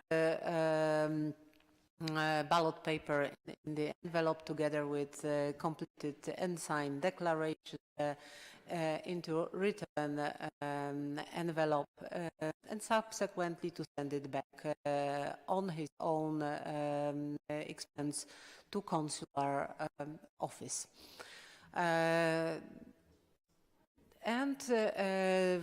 What else? As it was previously, return envelopes were delivered by consul to the precinct commission until the end of voting day.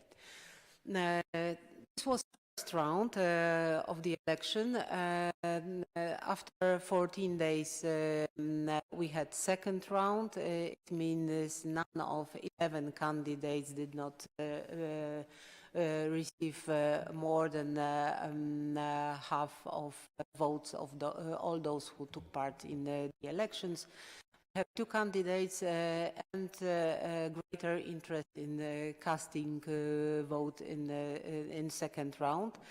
A lot of new voters decided to register themselves in consular voters register. The second round was organized on the 12th of July, if I do recollect it correctly.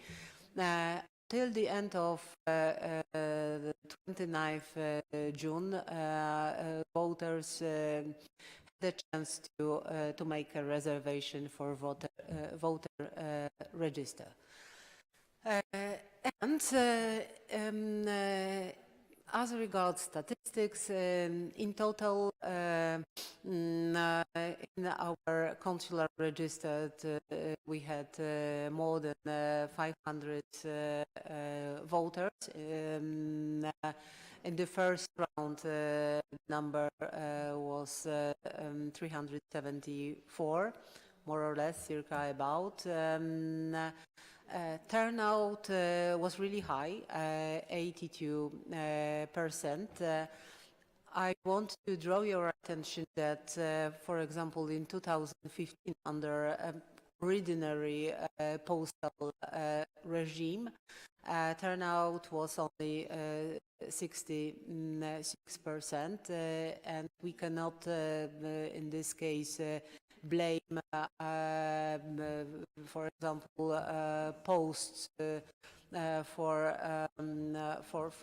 inadequate services because postal packages were delivered by registered letters. So quite a high turnout, having into account also this fact that the time schedule was very ambitious.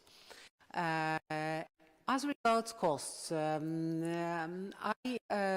have here a comparison of expenditures on two separate voting exercises. In 2015, The sum is in zlotys, but it would be easier for you to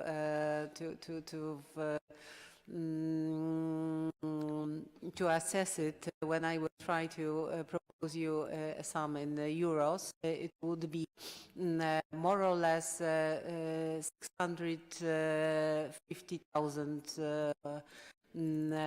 of euros. This was a cost of entire cost of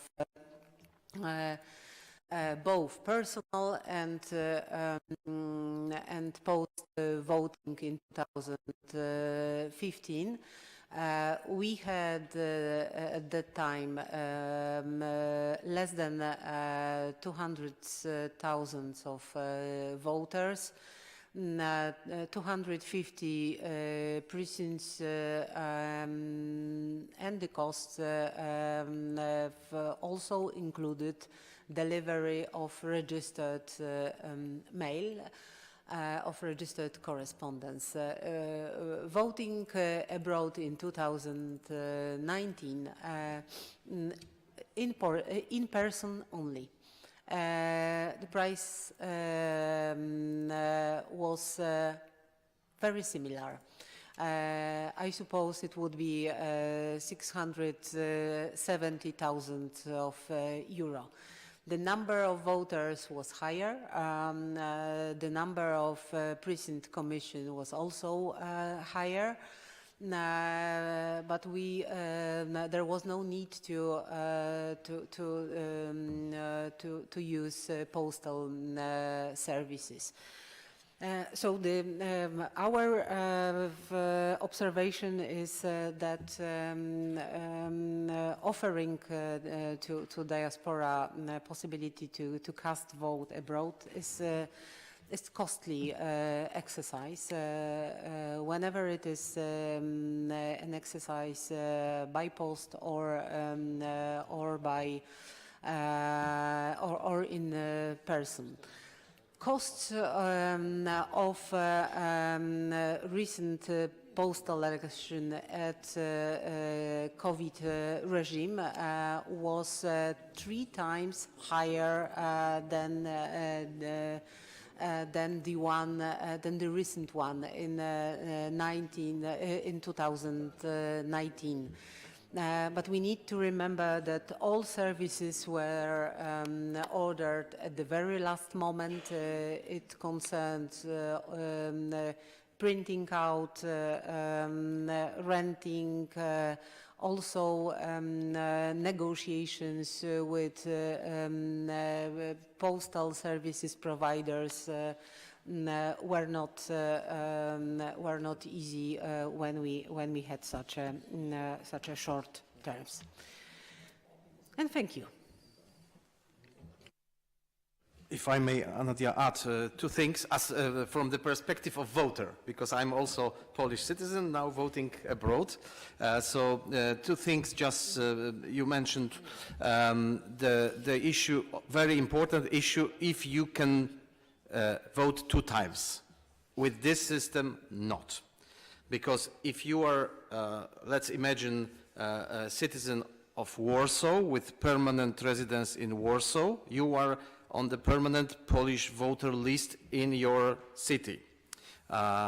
If you register to vote in Milan because you live in Italy, you are deleted from the Polish voter list in Warsaw. So you cannot vote in Warsaw.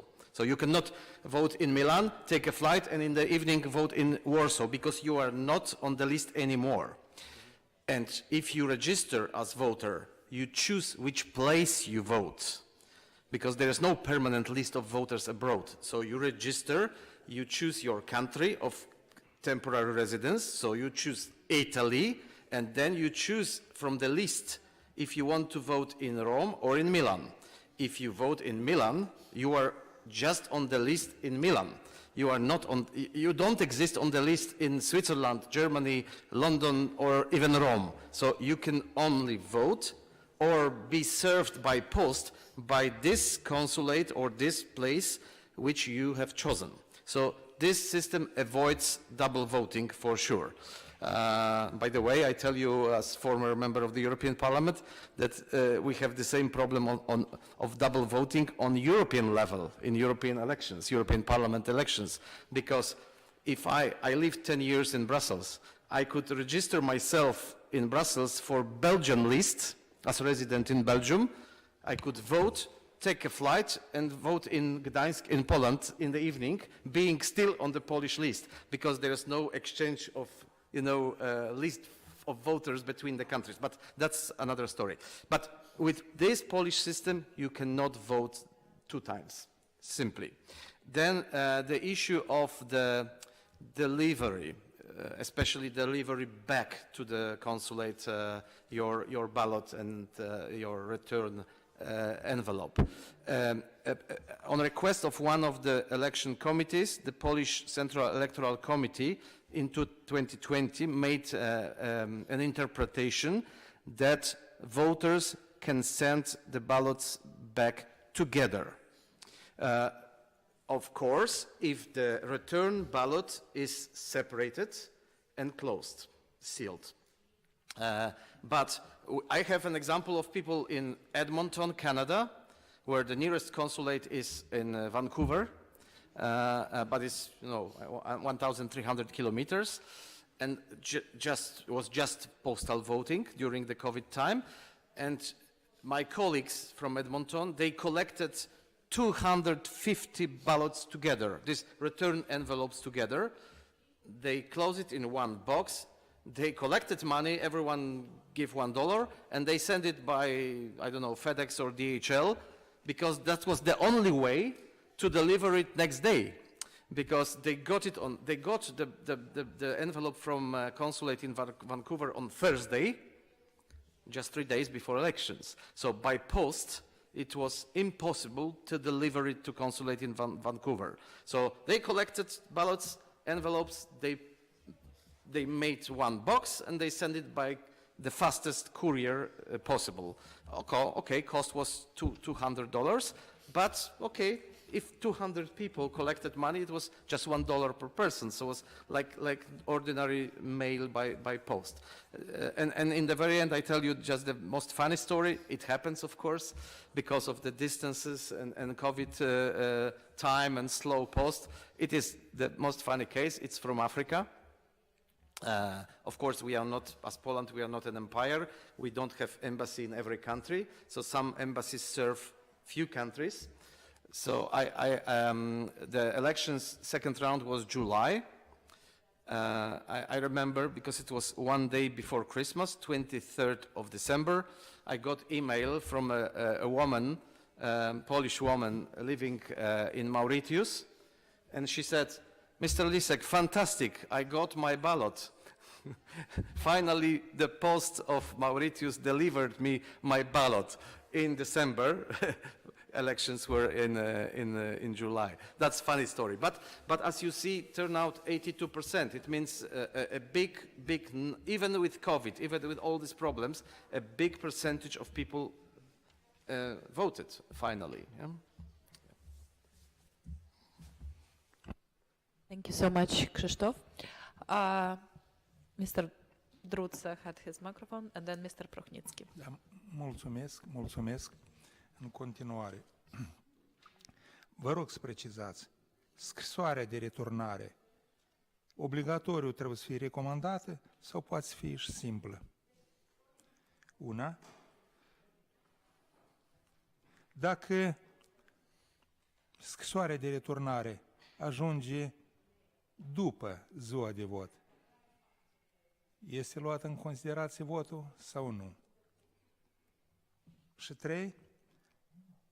La ultimul scrutin electoral, turul 2, din 416.000 de votanți, câte voturi au fost date prin corespondență și câte au fost votate de persoană la secțiile de votare?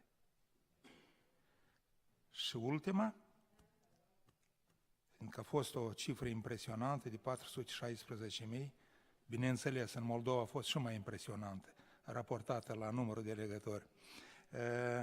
Care este procentul sau cota parte a votului din diasporă față de votul național pe întreaga Polonie. Mulțumesc!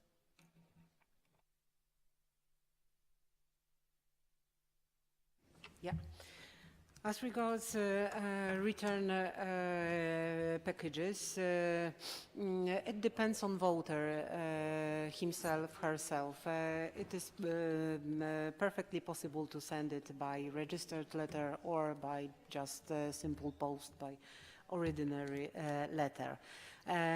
The other question, when the package arrives after election day, it would not be taken into consideration. Commission stops its work 24 hours.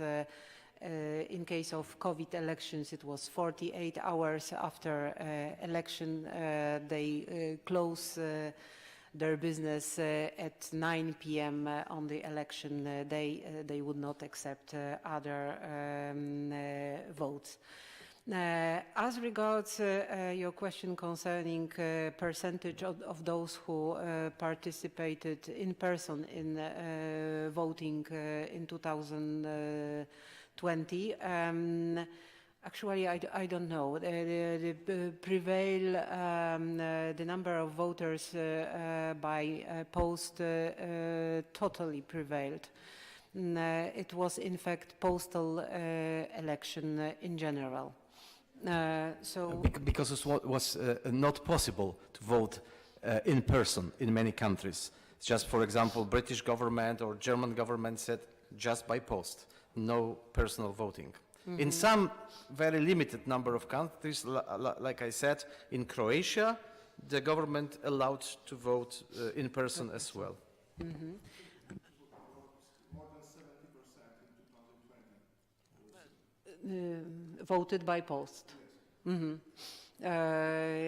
As regards percentage of voters outside country, those who are active in elections, it is more or less 1.2% of total number of voters. In presidential, it's a little bit more, but it's less than 2% of all votes in Poland. But as you said, in parliamentary elections, Polish voters from abroad, they vote for one constituency, which is city of Warsaw, and one constituency for Senate. In this case, the votes from abroad are more or less in Warsaw 20% of votes of Warsaw. But in this constituency for Senate, the votes from abroad are majority. It's 2/3 of votes, more or less. So de facto, this one senator, we can say, is elected mainly by diaspora. This one senator, because he in his constituency, the votes of diaspora is majority. But for city of Warsaw, it's more or less 20% of votes, of all votes from Warsaw. But anyway, politicians are fighting for those votes from abroad.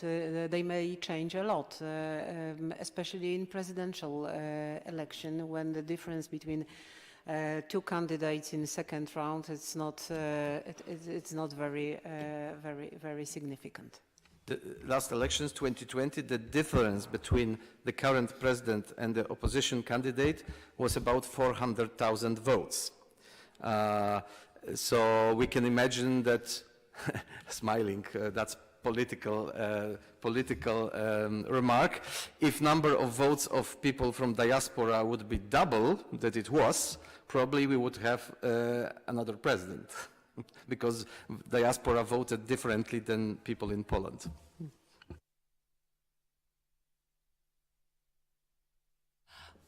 Thank you so much, Krzysztof. Mr. Prochnicki.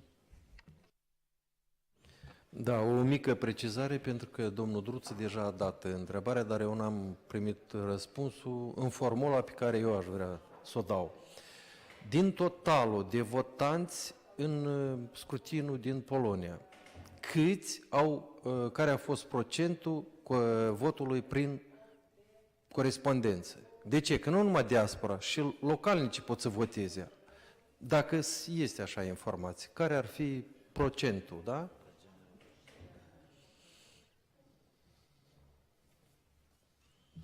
It is very limited. For example, I have noted here in 2015 only 78,000 of persons decided to vote by post. Out from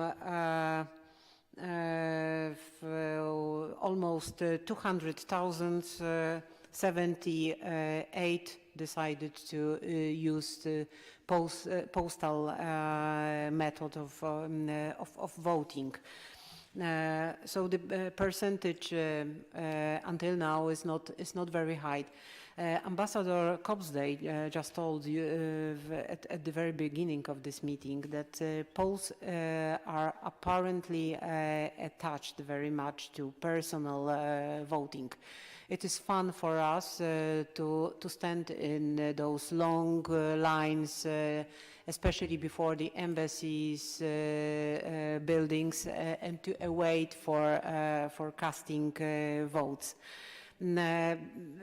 I suppose that still there is a limited trust in postal voting, and what is more, I have told you, to cast a vote by post is perceived to be a little bit more complex than to appear in person in precinct commission and to be instructed by the commission's member and to put a ballot into the box.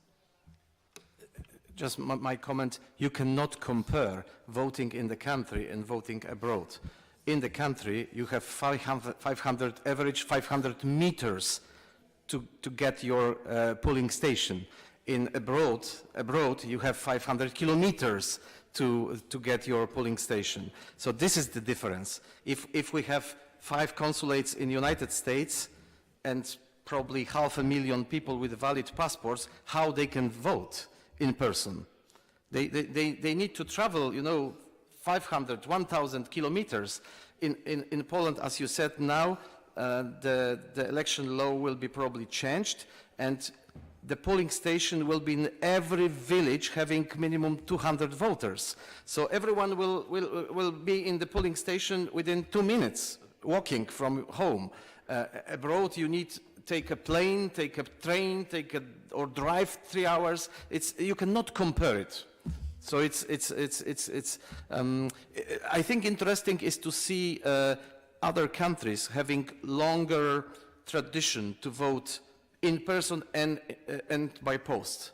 It's Germany, for example. It's America. It's France. Okay, France now started electronic voting, but before, it's more. I checked it because I asked the Polish Special Parliamentary Committee for a report about it, and they made it. So it's more or less, I would say, average that half of the voters in Italy and so on, they vote by post. It's natural. If you live in Milan and consulate is Milan, you go and you vote. But if you live in Sicily, you cannot go to Rome because you need to take plane. So these people vote by post. So it's a very convenient system for those who are living in longer distance from embassies and consulates. Mulțumesc. După cum și am prevăzut eu, făcând analiza mea, că procentul de solicitare a votului, fie prin corespondență, fie electronic, nu este mare. Este 5-10%. Marea majoritate, ceilalți cum au votat, așa și-au votat. Și un scurt anunț, în Republica Moldova, elemente ale votului electronic sunt deja implementate de către Comisia Electorală Centrală din Republica Moldova la 80%. Noi avem registrul votanților când vine la secția de votare, este înregistrat și online se cunoaște câți participanți avem. Rezultatele votului, noi le spunem rezultatele prealabile. Le avem în 2-3 ore la sfârșitul scrutinului. Ce înseamnă? Ce a zis domnul Druță, că sunt pericole de atacuri, servicii străine, cosmice. Realitatea ne arată că Comisia Electorală Centrală, prin sistemul care a fost implementat, este apărat, este de nădejde. De ce? Pentru că ulterior, când vin procesele verbale, diferența între rezultatele prealabile și din procesele verbale nesemnificativă. Așa că felicitări Comisiei Electorală Centrală și Parlamentul să implementeze votul electronic. Mulțumesc mult! Mulțumesc mult, domnul Prohnitski. Încă o întrebare și... da. Deci, eu două întrebări, care trec la învăț 3.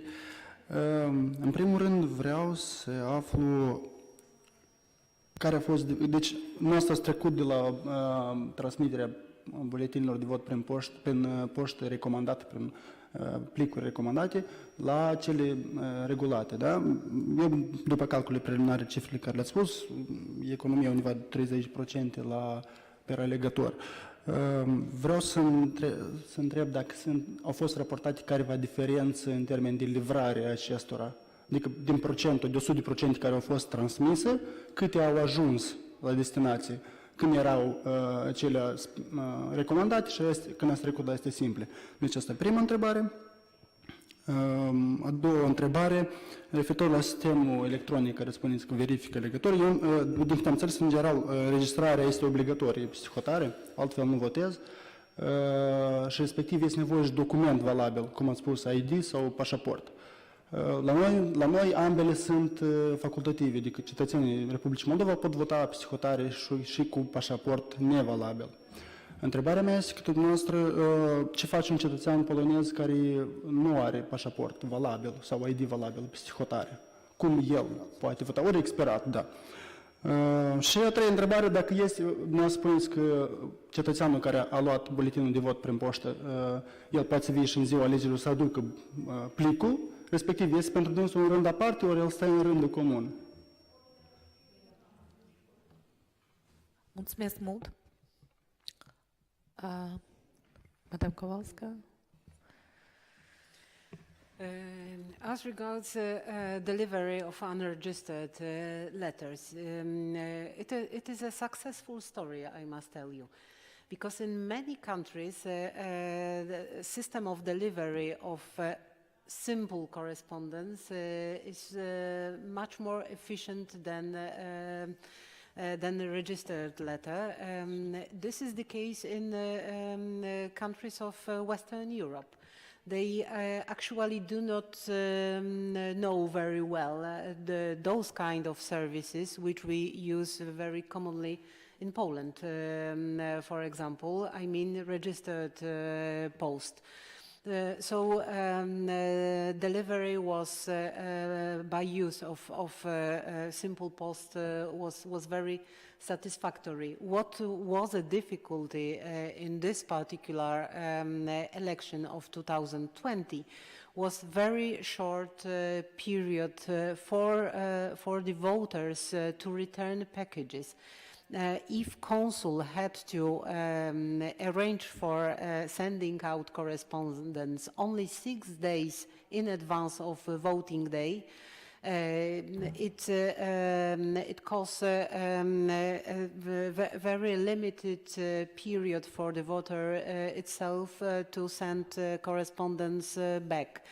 We did a lot of efforts to not to await until this very last moment for delivery. All of us who were serving abroad were trying to arrange for delivery as quickly as possible, not awaiting for this very last moment. I would not, this is my personal observation from practice. I cannot say that delivery of simple letters would be more risky than registered letters. definitely lower,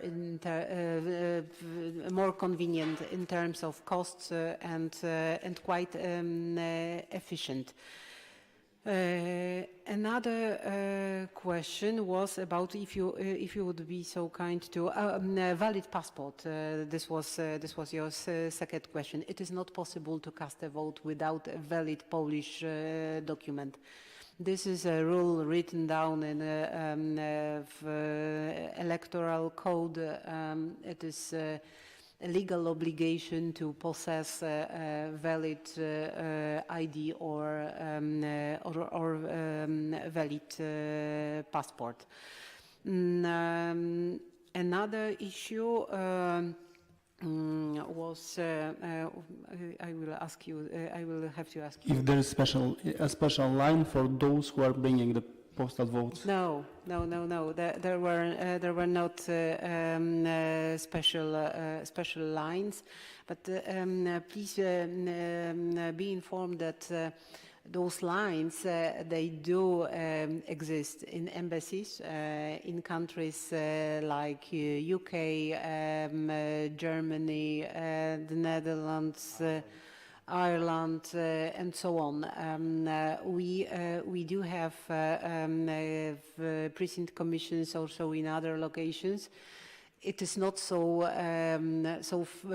funny, so prestige to take a line in local I don't know, event hall somewhere in Metternich, for example, in the Netherlands. So the lines there actually do not exist. But in front of the embassies, yes, and you have to be patient at least in the middle of the day. Around between 10 a.m. up to, I don't know, 2 p.m. that you will have to await a bit in front of the embassy. My colleague Kamil most probably will tell you about a new solution that is offered to those who make a registration online for the voter list.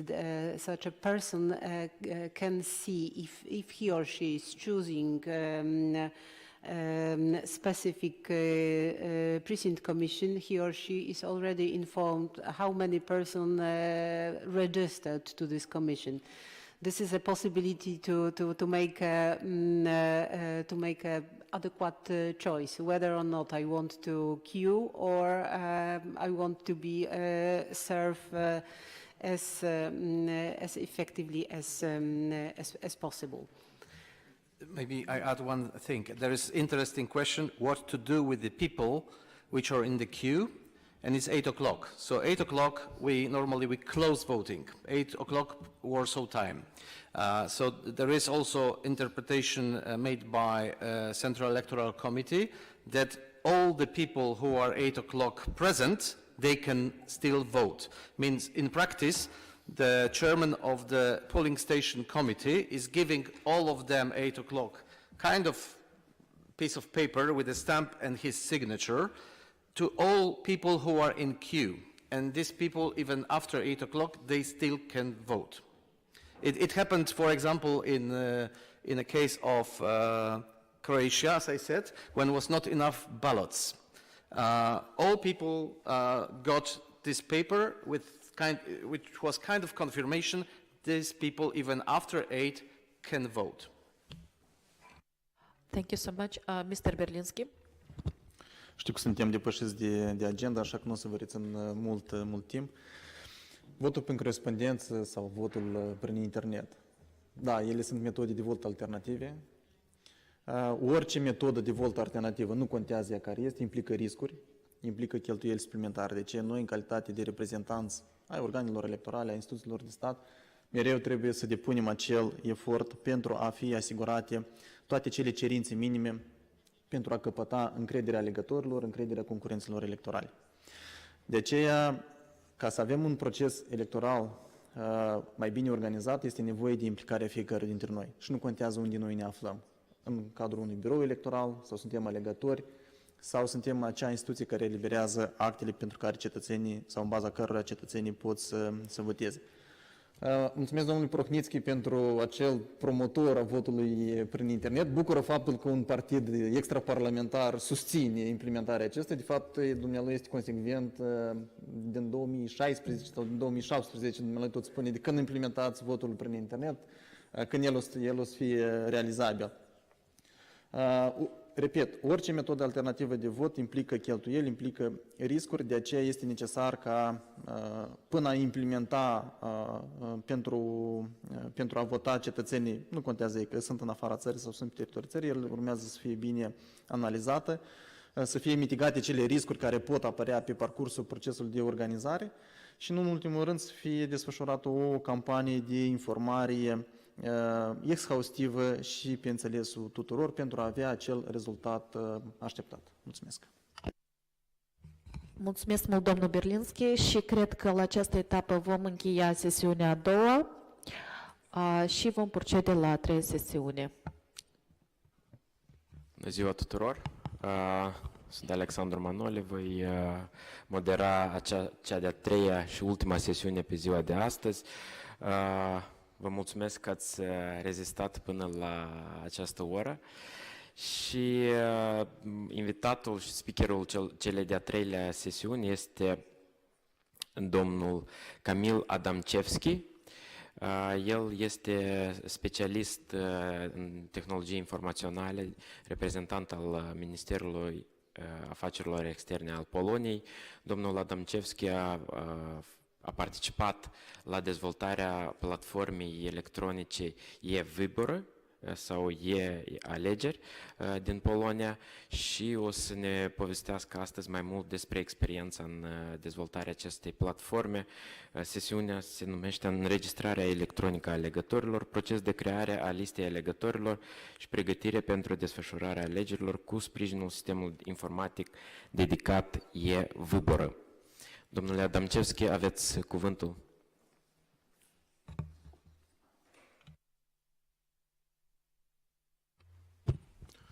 Good morning. Thank you for the invitation and the possibility to give you some information about our IT system supporting consuls and consulates in registering voters for voting abroad. Well, at the beginning I must say that I will focus on the last elections in 2020, as in the previous correspondence election was in 2015, and I wasn't dealing with that at that moment, but I think the experience with the last election was more than enough. Agenda of my presentation. At the beginning I will give you some basic and general information about the system, its history and its scale, basic architecture and so on. Later on I will pass to the overview from the IT perspective of the process of registration and the voting preparation overview. Due to technical reasons, I cannot show you the live system during this meeting, but if you'd like, I can show some print screens from the system on the other computer. I will show that later. Later I will speak about major issues concerning postal voting and voter registration, the most troublesome elements of the process and our way to deal with that. I will also say about the lessons learned and planned future improvements for this process. And the last part will give you an opportunity to ask questions. Okay, the Everboard is a typical web application consisting of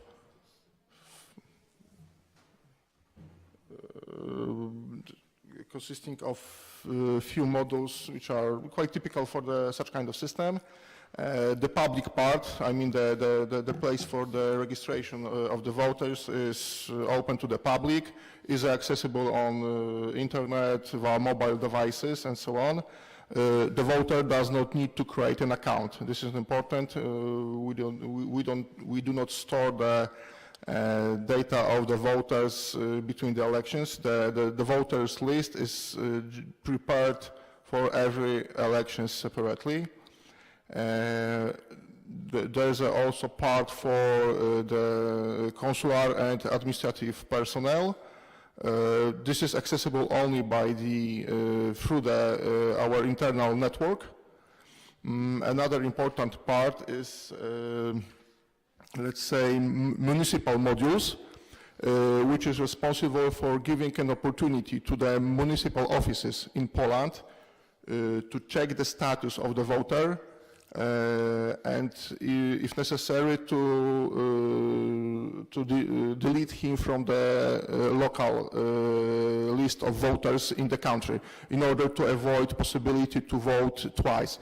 This is actually impossible with this system because the list, you cannot be in two places at the same time. The system on the basis of national identity number doesn't allow to such kind of incidents. The first version of the system appeared in 2010. Since that moment, we had a constant development and upgrades. New modules appeared. The system was also upgraded on the basis of feedback from our personnel, from voters.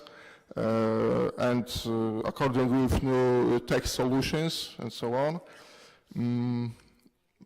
At the beginning it was a quite simple application, now it's more complex. It is integrated with external systems. I mean the first one and the most important is the let's say National Electronic Register of people. Every citizen of Poland needs to have unique ID. So we check of the voters a risk of being treated as a spam sender. It's an important issue in registering online.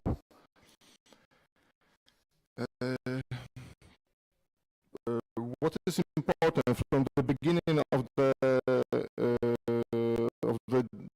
development of the system, one of the major business assumption was the fact that it should be operated largely by non-technical employees.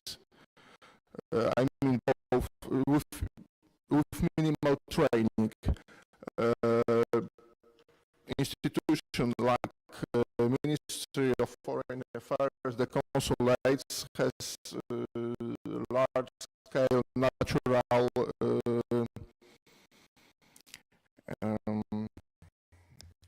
rotation, right? So the staff during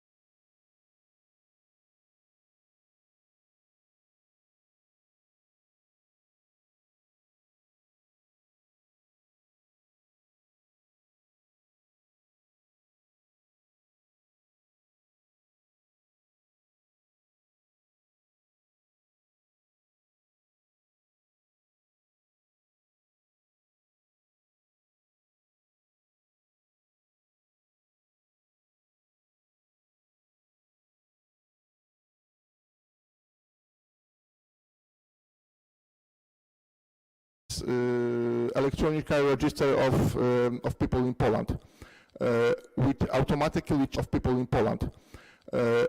automatically check the correctness of personal data of the voters, first at the stage of registering. I will show that later, how does it look like in practice. And consul also have a chance to check the correctness of the data, the completeness, and especially the place of permanent residence in Poland. This is important due to fact, in order to avoid the possibility to vote double voting. Okay, this is an overview of the process, registration and voting, process of registration and voting. I divided it into some basic parts. The first one is low level and functional preparation. It starts a few months before the election day. As my colleague mentioned, the elections must be the date of election is given to the public minimum 90 days before the election day. In fact, this phase is starting shortly after previous election. Why? Because we, shortly after elections, we gathered feedback from our consuls and from the voters as well. What was the problems? What was the major problems during the voting? What can be upgraded? What can we do better? And on the basis of this information, we prepare procurement documentation for the next elections. We more or less can predict the date of the election, and we need some time to prepare the system in order to be compliant with the regulations. Okay, the registration usually starts 30 to 40 days before the election day. It's the, let's say, the productional start of the system, and it is open to the public then. Postal ballots, another stage of the process, only for postal voting. As it was mentioned before, not every election, excuse me, not every election in our history was a postal one. What's more, list of voters is generated 3 days before the election day. It is usually Friday evening or Friday night even. And the election day and the post-election, as I said, the system is not used for counting votes, but it is still has some function to fulfill during the election day and post-election activities. Okay, now I will tell you more about the first phase, low level and functional preparation. As I said, this phase starts shortly after the previous election. At this moment, we cooperate closely with the consular legal section, the section managed by my colleague, Ms. Kowalska. Why? Regulation may have been changed from election to election, especially the law-binding regulation of National Electoral Committee. The constitution is constant. Electoral codex is more or less constant, but the low-level regulation there are some changes which you need to address in the system. After ending this phase, we are preparing the procurement phase. This includes, because if there are some functional changes in the system, we need assist of developers. It's usually an external company. We also procure support and maintenance for, let's say, hardware, We also procure hosting. This is a web application, so it has to be accessed via the web. We do not place the system on our physical servers. This is important. The system is placed in the cloud, let's say, and all the issues concerning security, availability, accessibility of the system is, let's say, are put in the agreement between us, the Ministry of Foreign Affairs, and the host company which operates the system during the elections. Actually, this is the most costly part of the system. Developing and preparing the system itself is not so costly as the hosting. Because if we want to have, like, say, accessibility at the level of 99.9%, it's cost a lot. Yes, because the IT specialists from the external company must be available 24/7. The system works all around the world. Usually, it cannot operate only from 8 till 9 till 7 our time, because our consular offices are around the world and work in a different time regime. After the procurement was done, we can start development. If there are some functional changes, they has to be tested by our personnel and checked if they are okay with our requirements. If the tests are okay, we can move to documentation check, because if there are no functionalities, the documentation may have changed. We also need to prepare staff. I mean the admins, the business admins in the Ministry of Foreign Affairs. During the last election, I was head of consular system support in the consular department, and I was responsible for managing a team of people who was responsible for the system. It was a hard task during the election. We are also working 24/7 for almost 2 weeks, especially during the last phase of the registration. So we need to have people to deal with that, because it's a lot of work. I will tell more later. At this moment, we also work on communication and templates. System consists several different templates of, first of all, communication.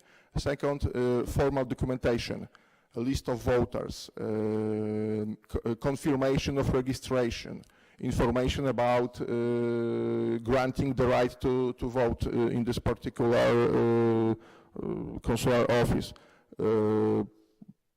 postal packages, voting packages.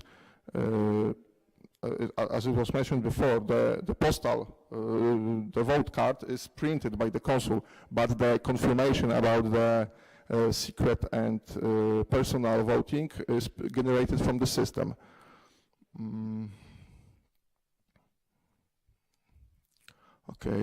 Another phase, users and configuration. This is the stage when a lot of work is needed both from the consul and from the business admins of the system.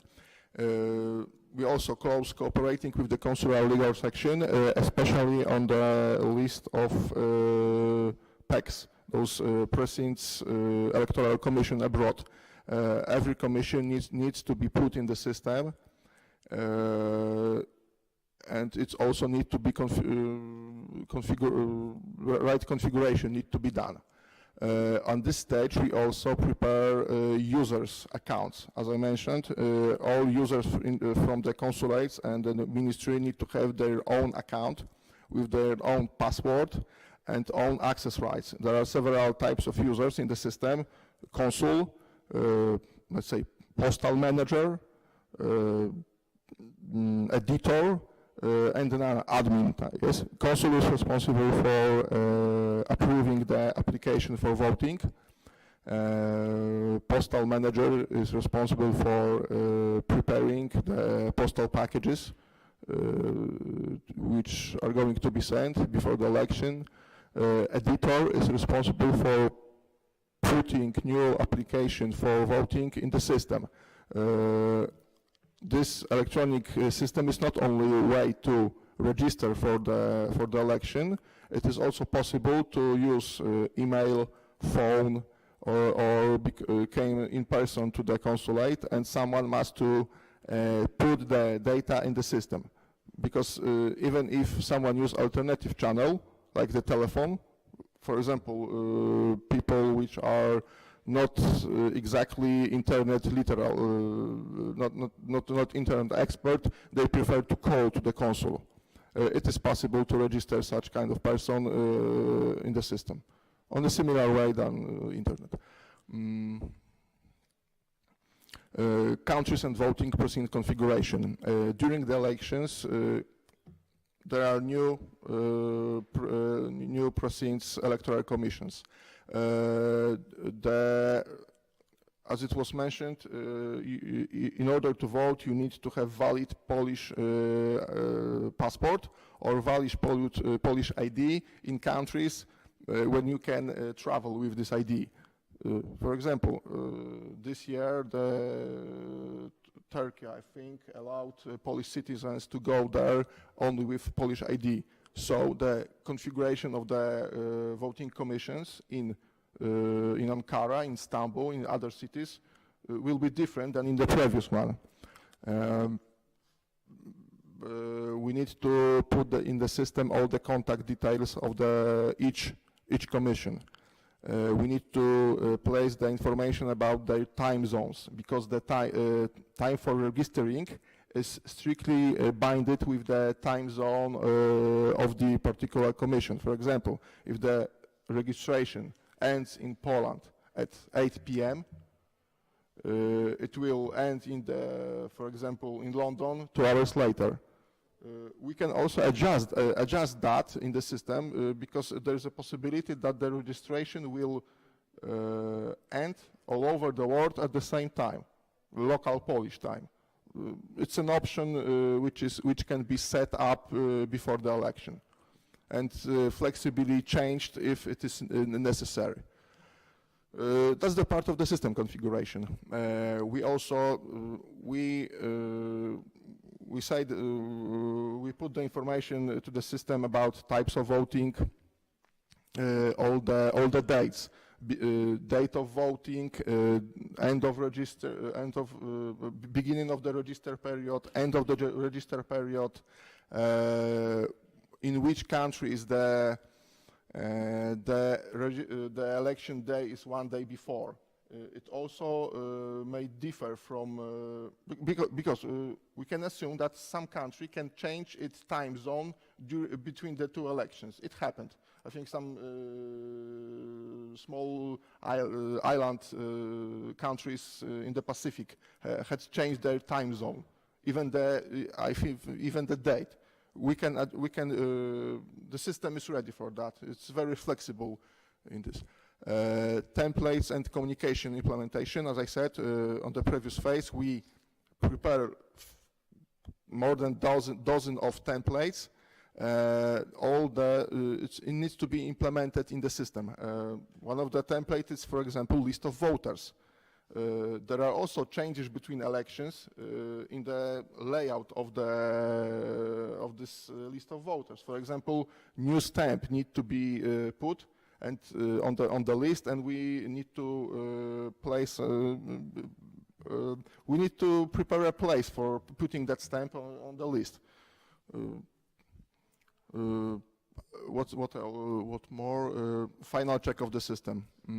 After putting all the information into the system, configuration, users, commissions, rights management, dates, it is checked twice or even more by several people in order to avoid any mistakes.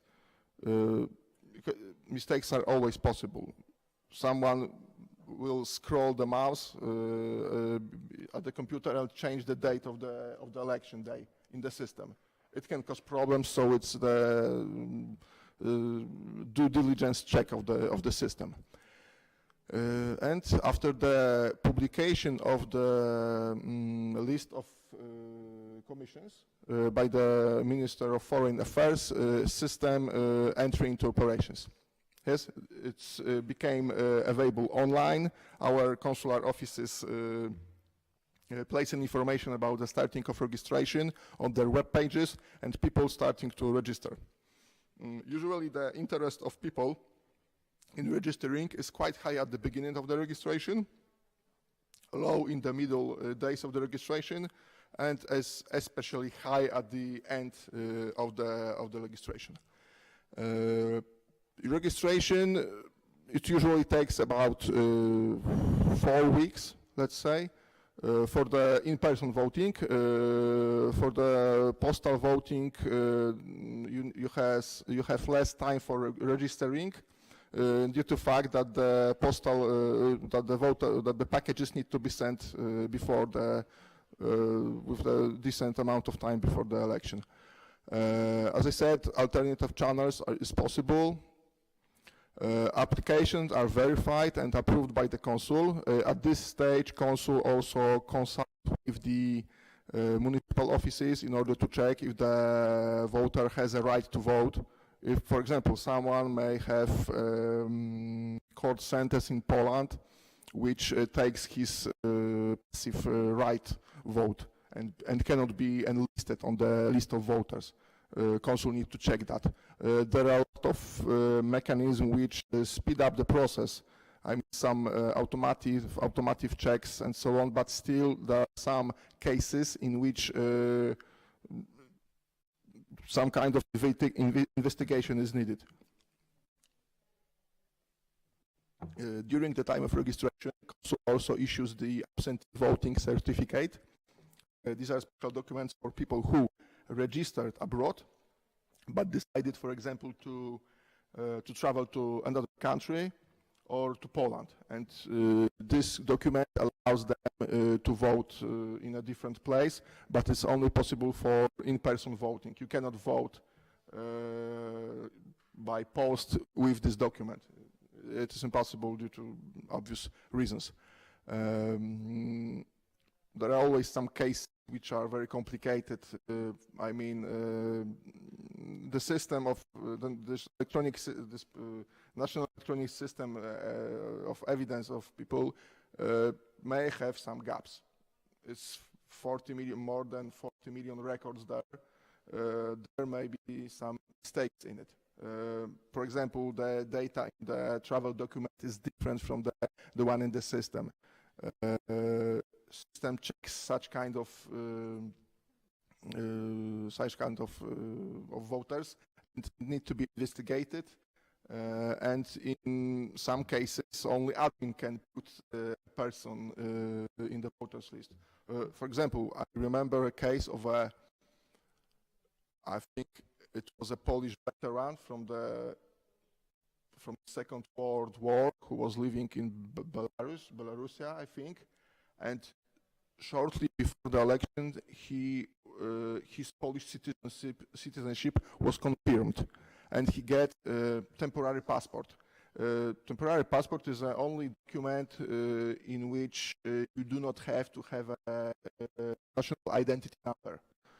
Everybody needs this number, but it was possible to register that man. He was 97, I think.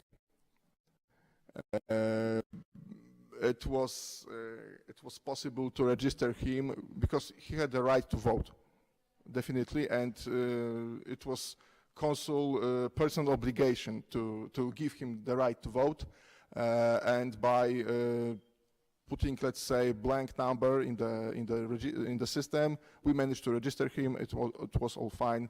The man fulfilled his dream and vote for the election in free Poland after 60 years of being outside the country. Monitoring and maintenance.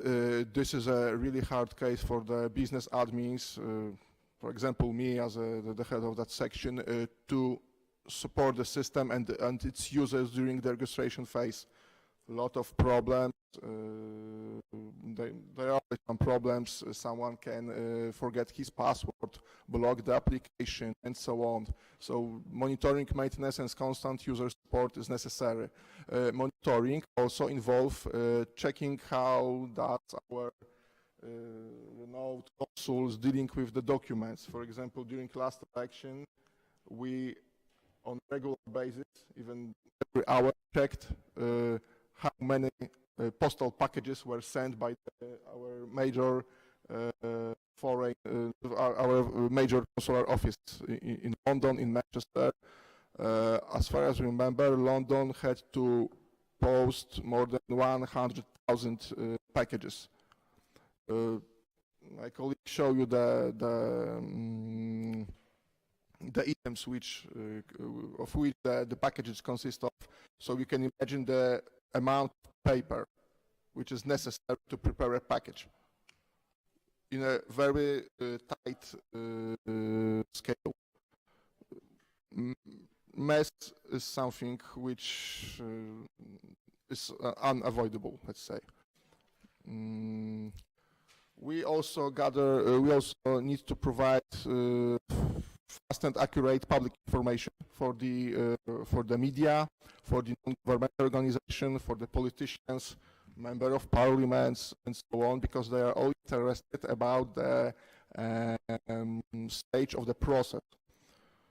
How many voters are there registered in Washington, for example, or Chicago? I heard that some voters from London did not receive their package. What's going on? And so on. So we need the information must be provided fast. It must be as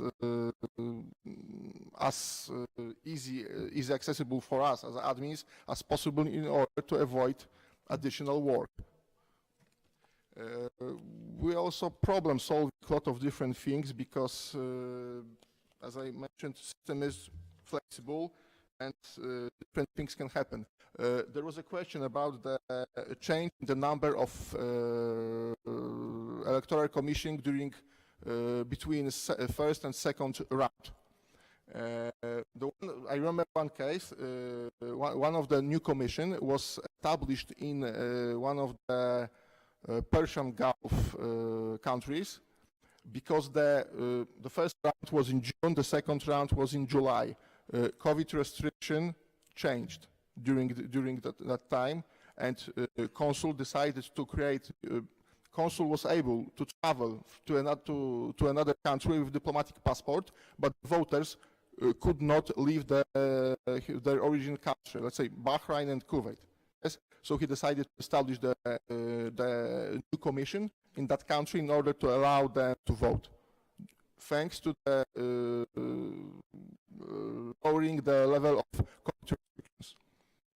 And our system was able to support that during the elections. So when we closed the registration, we prepared new commission, uploaded it to the system, and make it available for the voters from that region to register.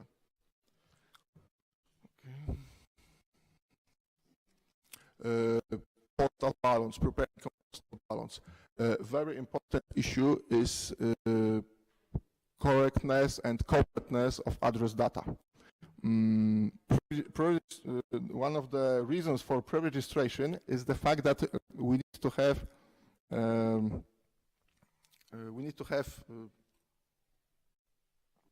current postal address of the voter, because you cannot assume that he lives in the same place which he was like 2 years ago, and so on. The other issue is that address data format in different countries differs. There are countries where there are no streets, there are no names, street names. For example, some African countries, the address is the 155th house on the left from the church. Something like that. In Vietnam, I think there are no postcodes, zip codes, and so on. So we cannot assume that each voter will put the data in the same format. At this moment, voters put their address data in a simple text box. So we look at the configuration and also the particular part of the address data. Particular fields of address data can differ. In some countries, zip code is first, name of the city is set, in other, differently. If we put the same format to all the address labels around the world, it will cause problems with delivering the packet. We have some ideas how to deal with that, but it is a very complex issue because for the starting of the system, each console would have to provide us with the proper format address for his electoral commission. Sometimes the electoral commission can consist of several countries with different format address, which is another problem. And we will have to put that in the system. So imagine few hundred electoral commission, 140 countries, possible 140 different format of address labels. Some countries, for example in Europe, have similar format, but it's not the case for the whole world. We need to take this into consideration. What is more important? The flexibility and the speed of implementing the change in the system, or giving every person in the world option to place another format. I'm speaking about this because it's a very important issue from my perspective and from my experiences. Of course, one can say that, oh, the Amazon does not have problem with that. Yes, but Amazon pays probably few $billion for his IT support around the world. It's not the case for the ministry, and that's the case for the fossil. The system must be simple, easily accessible, and easily manageable and cheap. So there's a decision if you want this or this. So at this moment, consul or some editors, so I mean editors are usually low-level employees, lower-level employees of the consulates. Check the data in person, let's say, in person.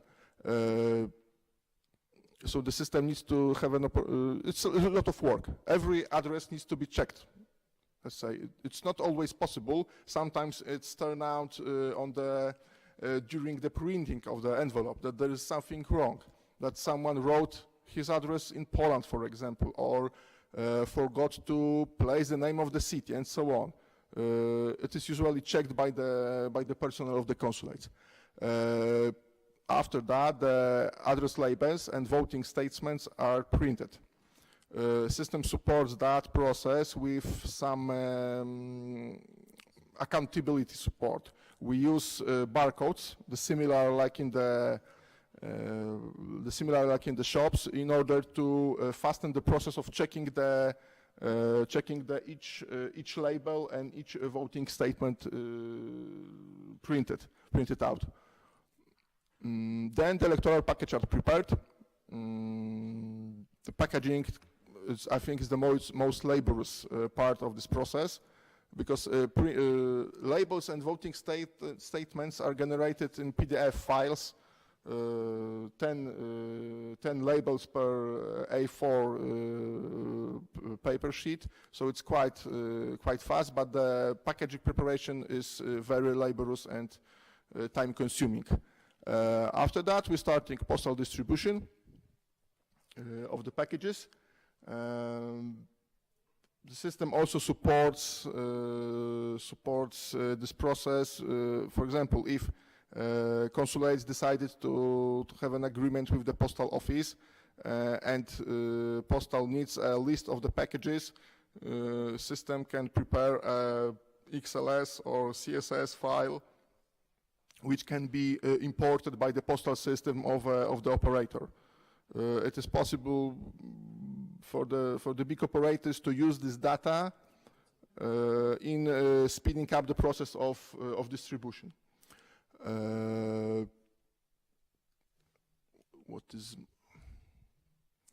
Voters' access to current package status. Voters are obviously interested in the status of their package. Is it sent already? When will I get it? In order to avoid telephone, mail question to consulates, which generates additional work, they have current access to the status of their package and their application. Am I entitled to vote? Was my package sent?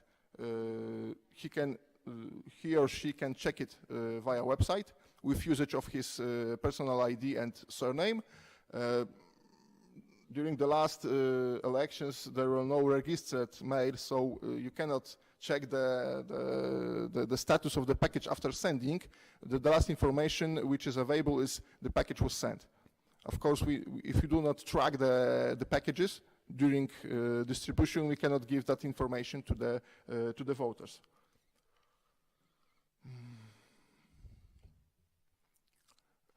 Registration and voting preparation. End of registration.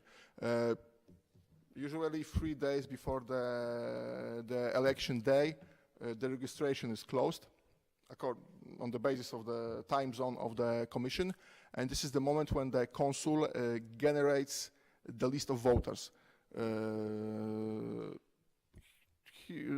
He or she simply press a button in the system, and the system generates a PDF file with all the voters which registered, also with information about type of voting and information about possessing the absentee voting certificate. Such kind of person is, let's say, it's not deleted. It's crossed on the list of voters in order not to allow him or she to vote twice.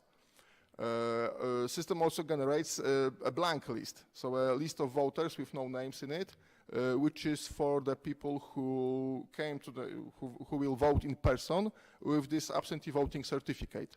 Member of the commission, of the present electoral commission, put the names of the person on the list, on this black list, and takes the certificate, okay? Not to allow them to use them twice.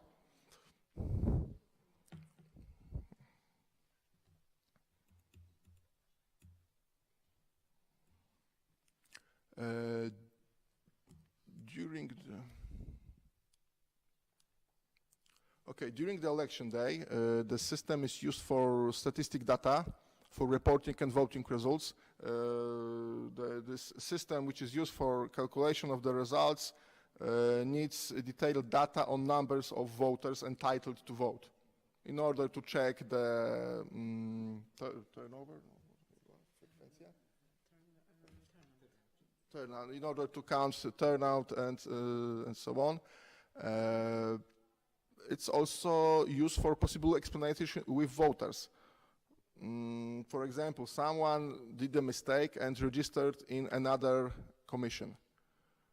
Or there was something wrong with his personal data and he did not fulfill all the obligation, and so on.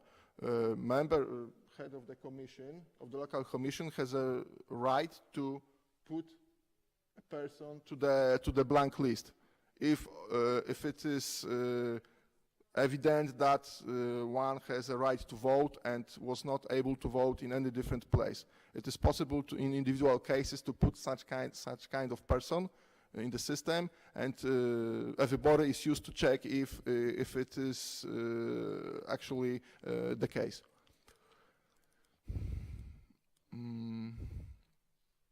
During post-election, the system is used for temporary data access in order to check any inconsistencies, giving explanation. For example, someone can, during the postal election, of course, some people may have received the package after the election day. So the system is used to check when was it sent, why is it so late. It's because there are some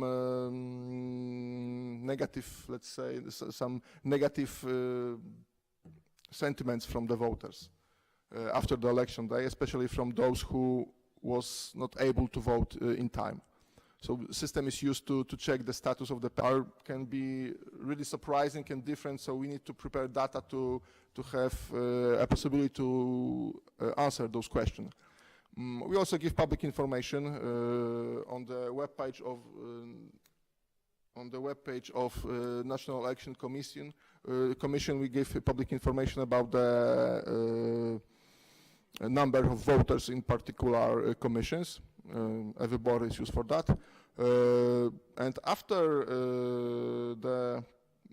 when the Supreme Court states that the election was valid, we do the data retention usually. So the system is wiped out.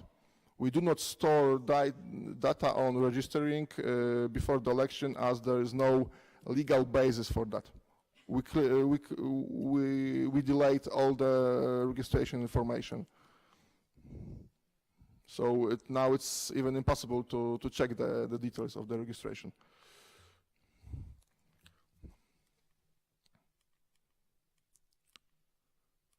Okay, maybe before moving to major issues concerning, I would like to show you some print screens of the system in order to show how does it look like in practice.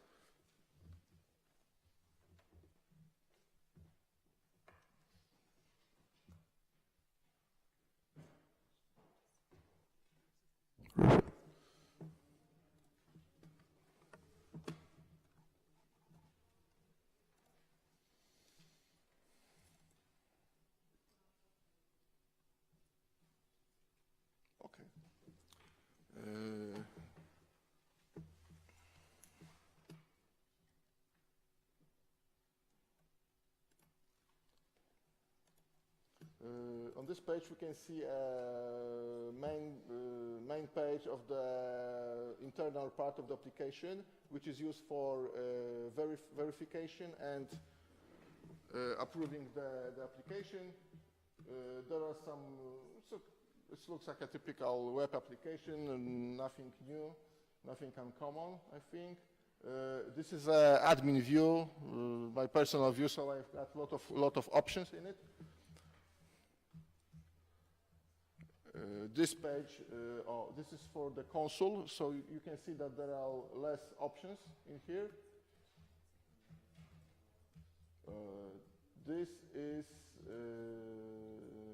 a print screen of generation of the, I don't know, do you hear me when I, yes, it's okay? This is the generation of the voting list. As you can see, it can be generated into Excel file, or can be downloaded as a PDF file and printed out in a way. This is more interesting. This is a print screen of this confirmation about personal and secret voting. You can see a name and the surname and the personal ID of the person.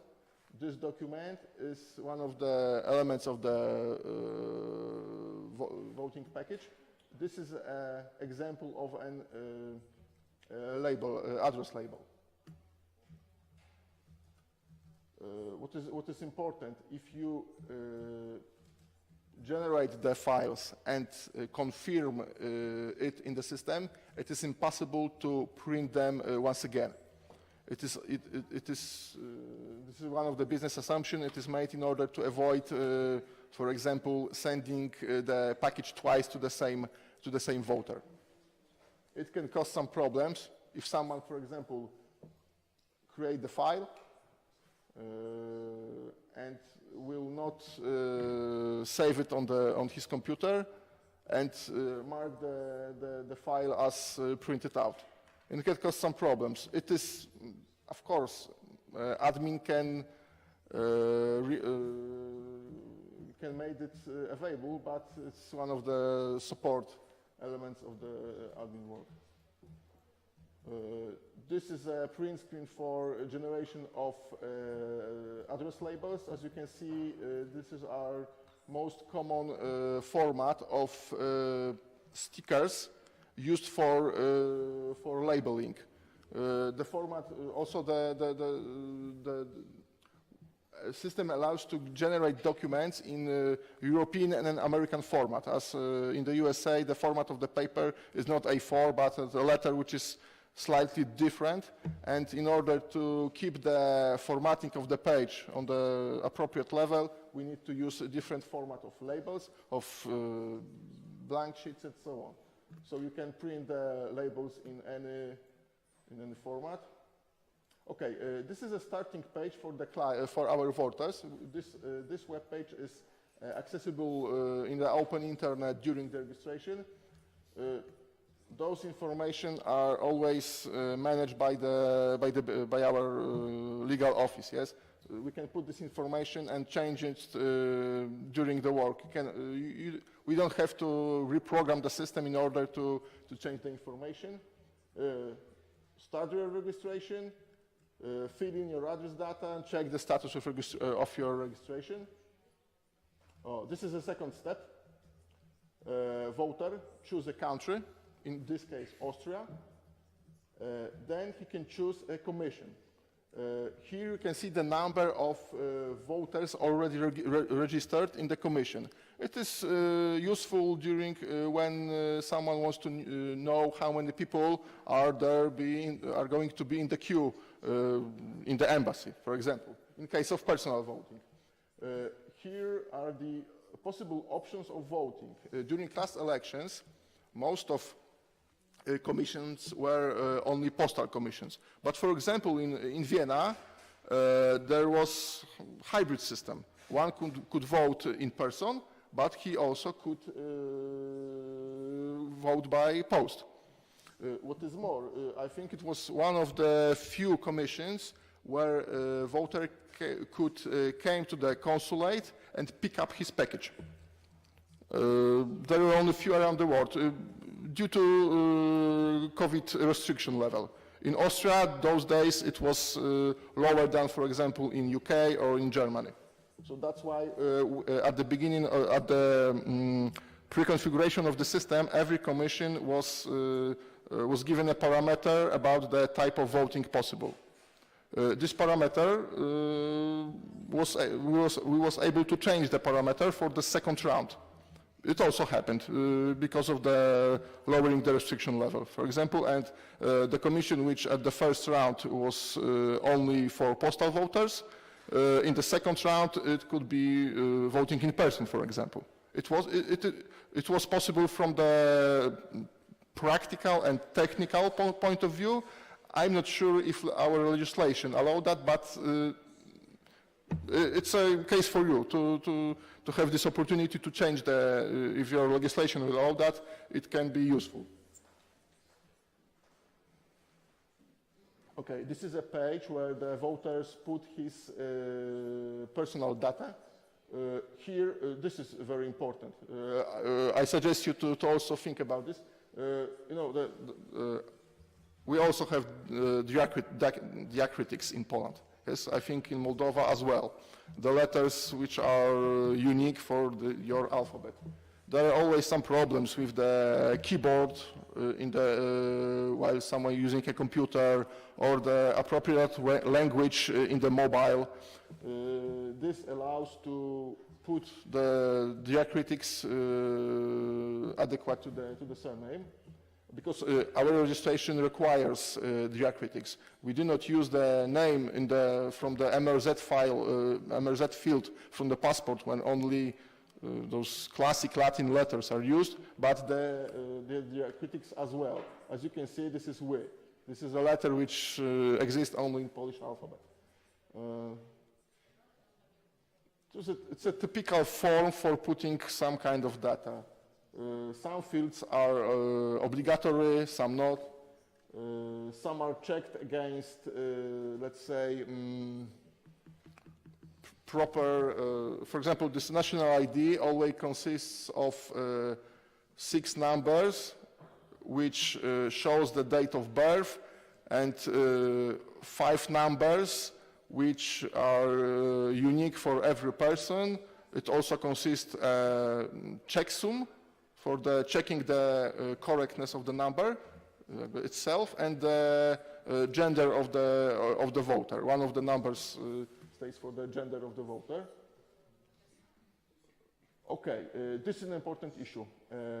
It says that this was not used before at the election in 2020. This is a new functionality. We were talking about the validity of the document. According to Polish law, if you want to vote, you need to have valid travel document or ID at the moment of voting. It doesn't say at the moment of registering. The document, you have to need valid document during the registering. So we need to allow you to register, but your document can, his expiring date is in 2 days, for example, and during the election, it won't be valid anymore. According to our law, such a person can register, but cannot vote. It's quite strange, especially if you're making postal voting, because how to check if the person has a valid document during postal voting? You can check it via the National Electronic Evidence System, and we, at this page, at the registration, we inform the voter, the future voter, that his document is valid at this moment. You can register, but during the election, you will need to have a new document. On the other side, the consul can generate a list of voters which registered and their documents is invalid at the moment of voting. This is important. Because in such a cases, it's not so much of them, because it's only those 2 weeks between the voting and the registration. So the voter cannot register with invalid document. But you know, if you take 2 weeks from the year, it's like 5%, even less, 2% of the time during the year. So the number of documents which became invalid during this period is limited, but we need to check that. And the consul can contact such a person and invite him to get new passport, for example.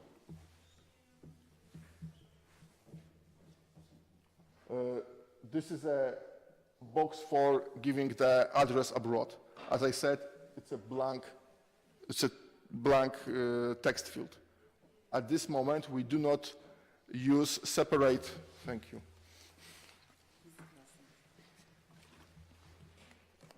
At this moment, we do not use separate text field for the address because it's tricky. It's a hard case, and if you are going to prepare some kind of system for it, you must take this into consideration, how to deal with that.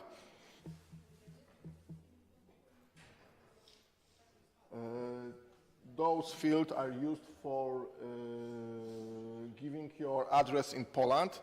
It is necessary for checking the voter in Poland, if he or she has a right to vote, if he or she did not took, for example, this absentee certificate. Yes, if someone took the absentee certificate from his municipal office, he cannot register abroad. It is impossible in order not to allow him to vote twice. It is always checked. What is more, if someone, there's always an option that a voter can, this field here says that I'm not registered in Poland. It is possible. Someone could have left the country 20 years ago. He has no address in Poland. He was born abroad, for example, has no address in Poland. After checking this field, those fields became unobligatory. They disappeared. And it's, so the voter doesn't have to provide us with that information. But the system will check him in our national evidence system if there is any data on his address in Poland. Sometimes people do it on purpose in order not to give that information because they can't remember or so on, or they thought that they are unregistered in Poland, but in fact they are still there. So the system checks it, and if there are some information on his or her address in Poland, those data are available to the consul in order to allow him to check his status in Poland.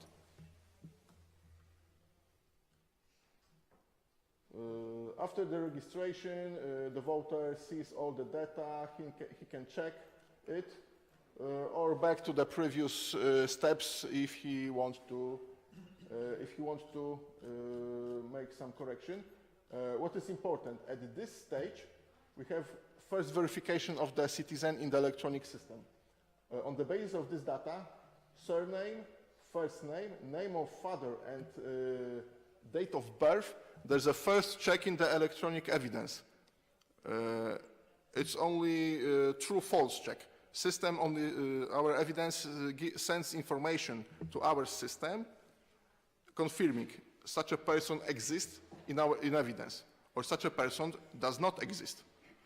It also helps with the security in order to avoid some bots, some people who died, some people who never been in our evidence, because it's 0-1. Sometimes it's even too tight. I mean, the people who has some small differences between data in the system and data in the evidence, let's say, or in the passports. It can cause some problems for small amount of voters, really small, but it helps to avoid attacks and some non-existing person in the list of voters.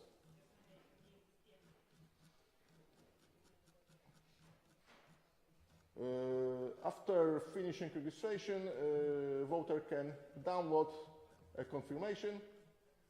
If there are some problems with the registration, the problems with data, someone has, I know, a few times entered the wrong number of the document.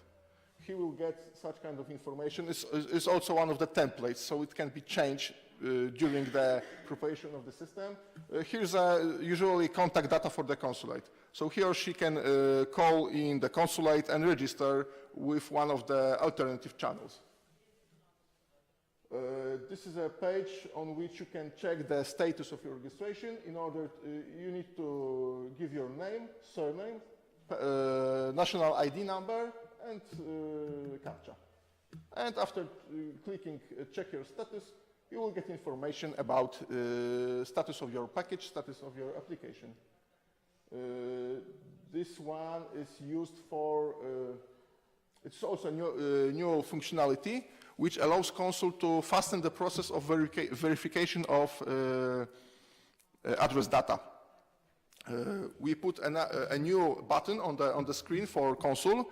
If Consul sees that the data is in wrong format, is incomplete, he simply press the button, ask for address data verification, and it automatically sends email to the voter with demand for personal data verification, address data verification. It's because the communication with the voters, especially if there are tens of hundreds of thousands of them, can be very laborious, and this helps. That was the last print screen from the system. So I will be back to my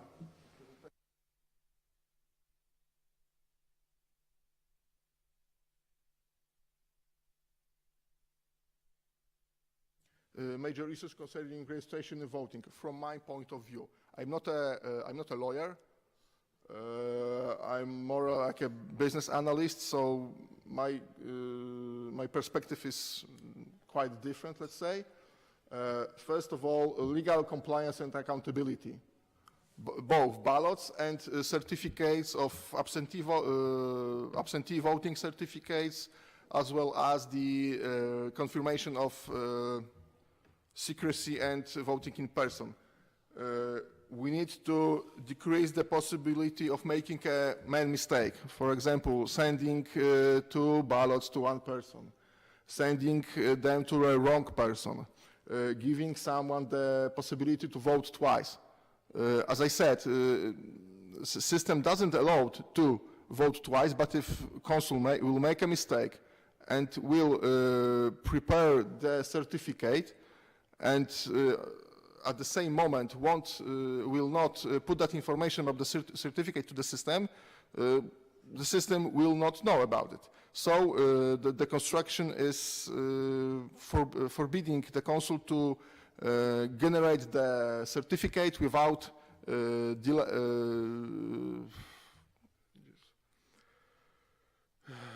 deleting the voters from the list. Accessibility, digital in brackets. First of all, system, not everyone use internet.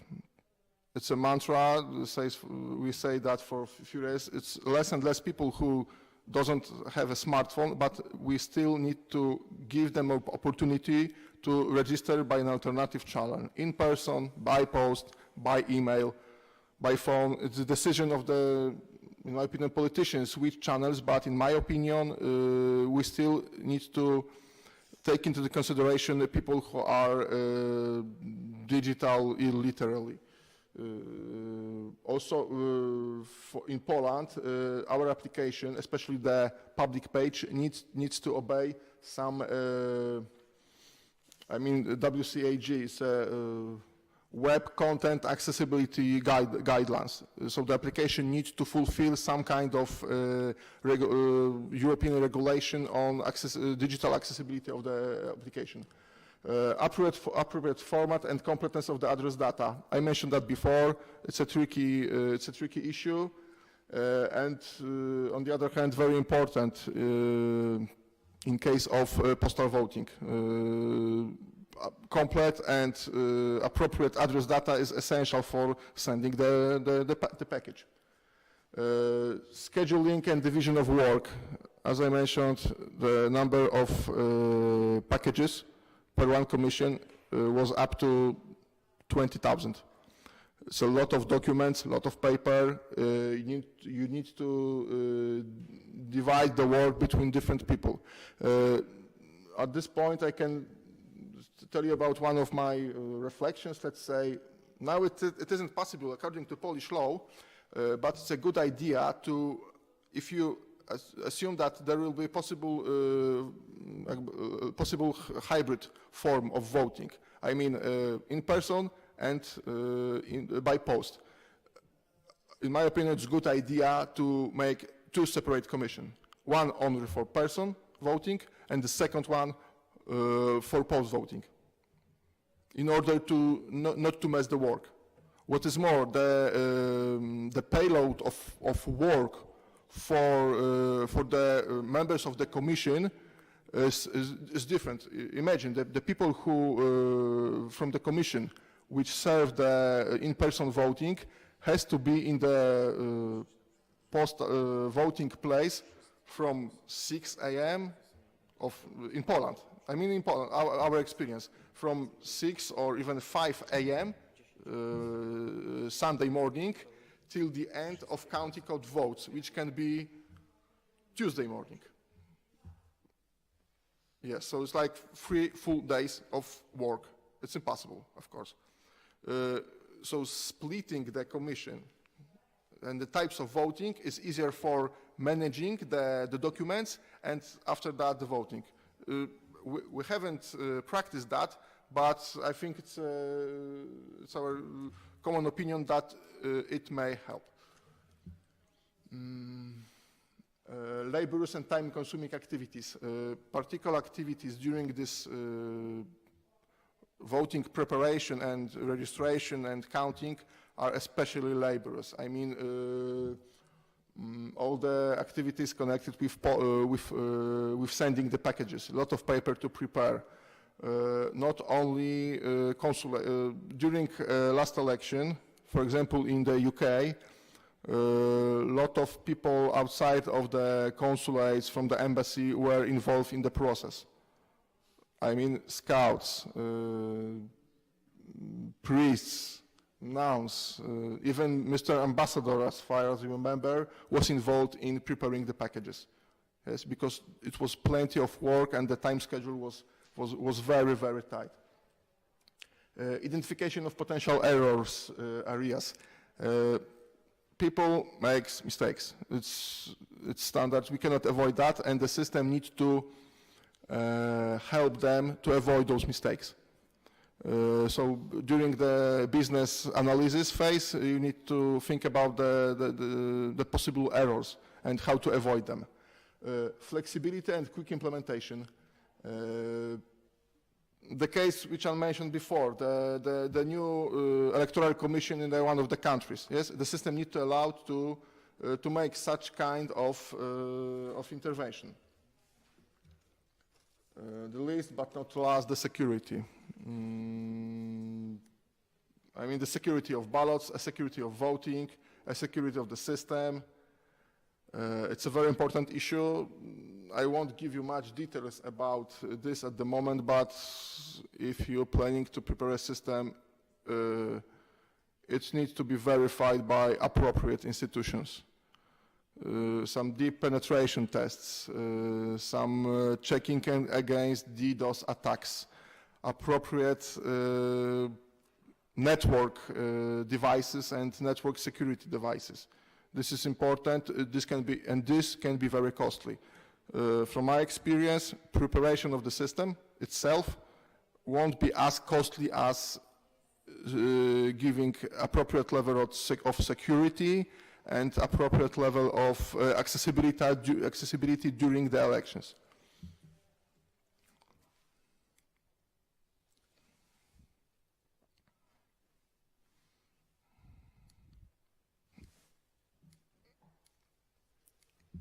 What's happened? Yeah,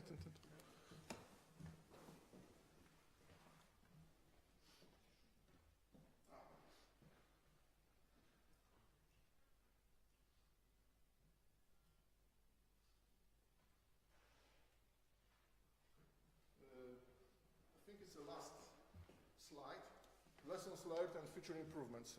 My colleague mentioned about the central voter register. This system will be, it's an initiative of Polish government, I must say, and the National Electoral Commission. It's a very good idea. It will allow us to resign from the time-consuming verification in the municipal authorities. Because this is one of the weak parts of the whole system, because now the municipal offices have, each municipal has its own voter register. So in order, we cannot integrate with all the system around the Poland, but if there will be one, it will be much easier for the consuls to check the people. Travel document expiry date, I show you the information for the voters and for the consul, which allows to check if the document will expire.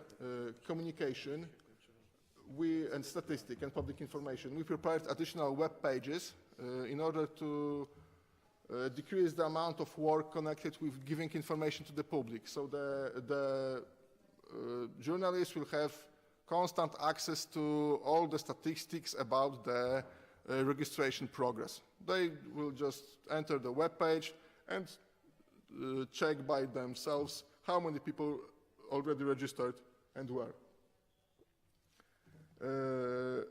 We also think about using the electronic ID and the other means of digital identity for registration.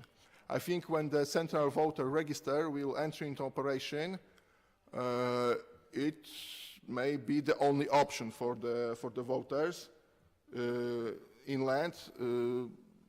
It is still in the work are ongoing, but definitely in the nearest future, the registration will give an opportunity to, during the registration, there will be a possibility to use electronic ID.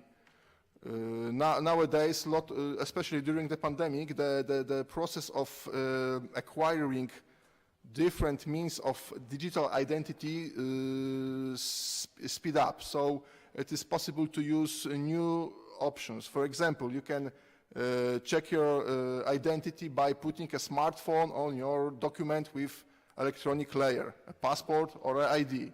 It is possible and should be used in the future. Okay, so it's very late, so we'll move to the last part. My proposal is to finish on time. It's to continue with little lunch we have outside and ask Mrs. Kowalska and Mr. Adamczewski some questions, if you have. I'm terrified seeing that someone put 30 minutes for me for conclusions. I promise you to do it in a European Parliament style, where the speaker has limit of 1 minute, so 1 minute for me. I would like to say thank you very much to speakers from Poland, from Polish Foreign Ministry. I would like to thank very much Moldovan Parliament for the room, and especially Anna Kalinic, who worked with us on this seminar. I would like to say thank you to USAID. Thanks to USAID, we will have lunch, which is also important. So we have half an hour outside, and we can have something to eat and ask our speakers some questions you have. I tell you, in the very end, probably there is no perfect system in the world. Some Americans, they criticize American system. Some people in Estonia criticize even this perfect Estonian online voting system, and so on and so on. I, for example, we just spoke with Mrs. Kowalska. I like very much the solution in Belgium, how to count votes.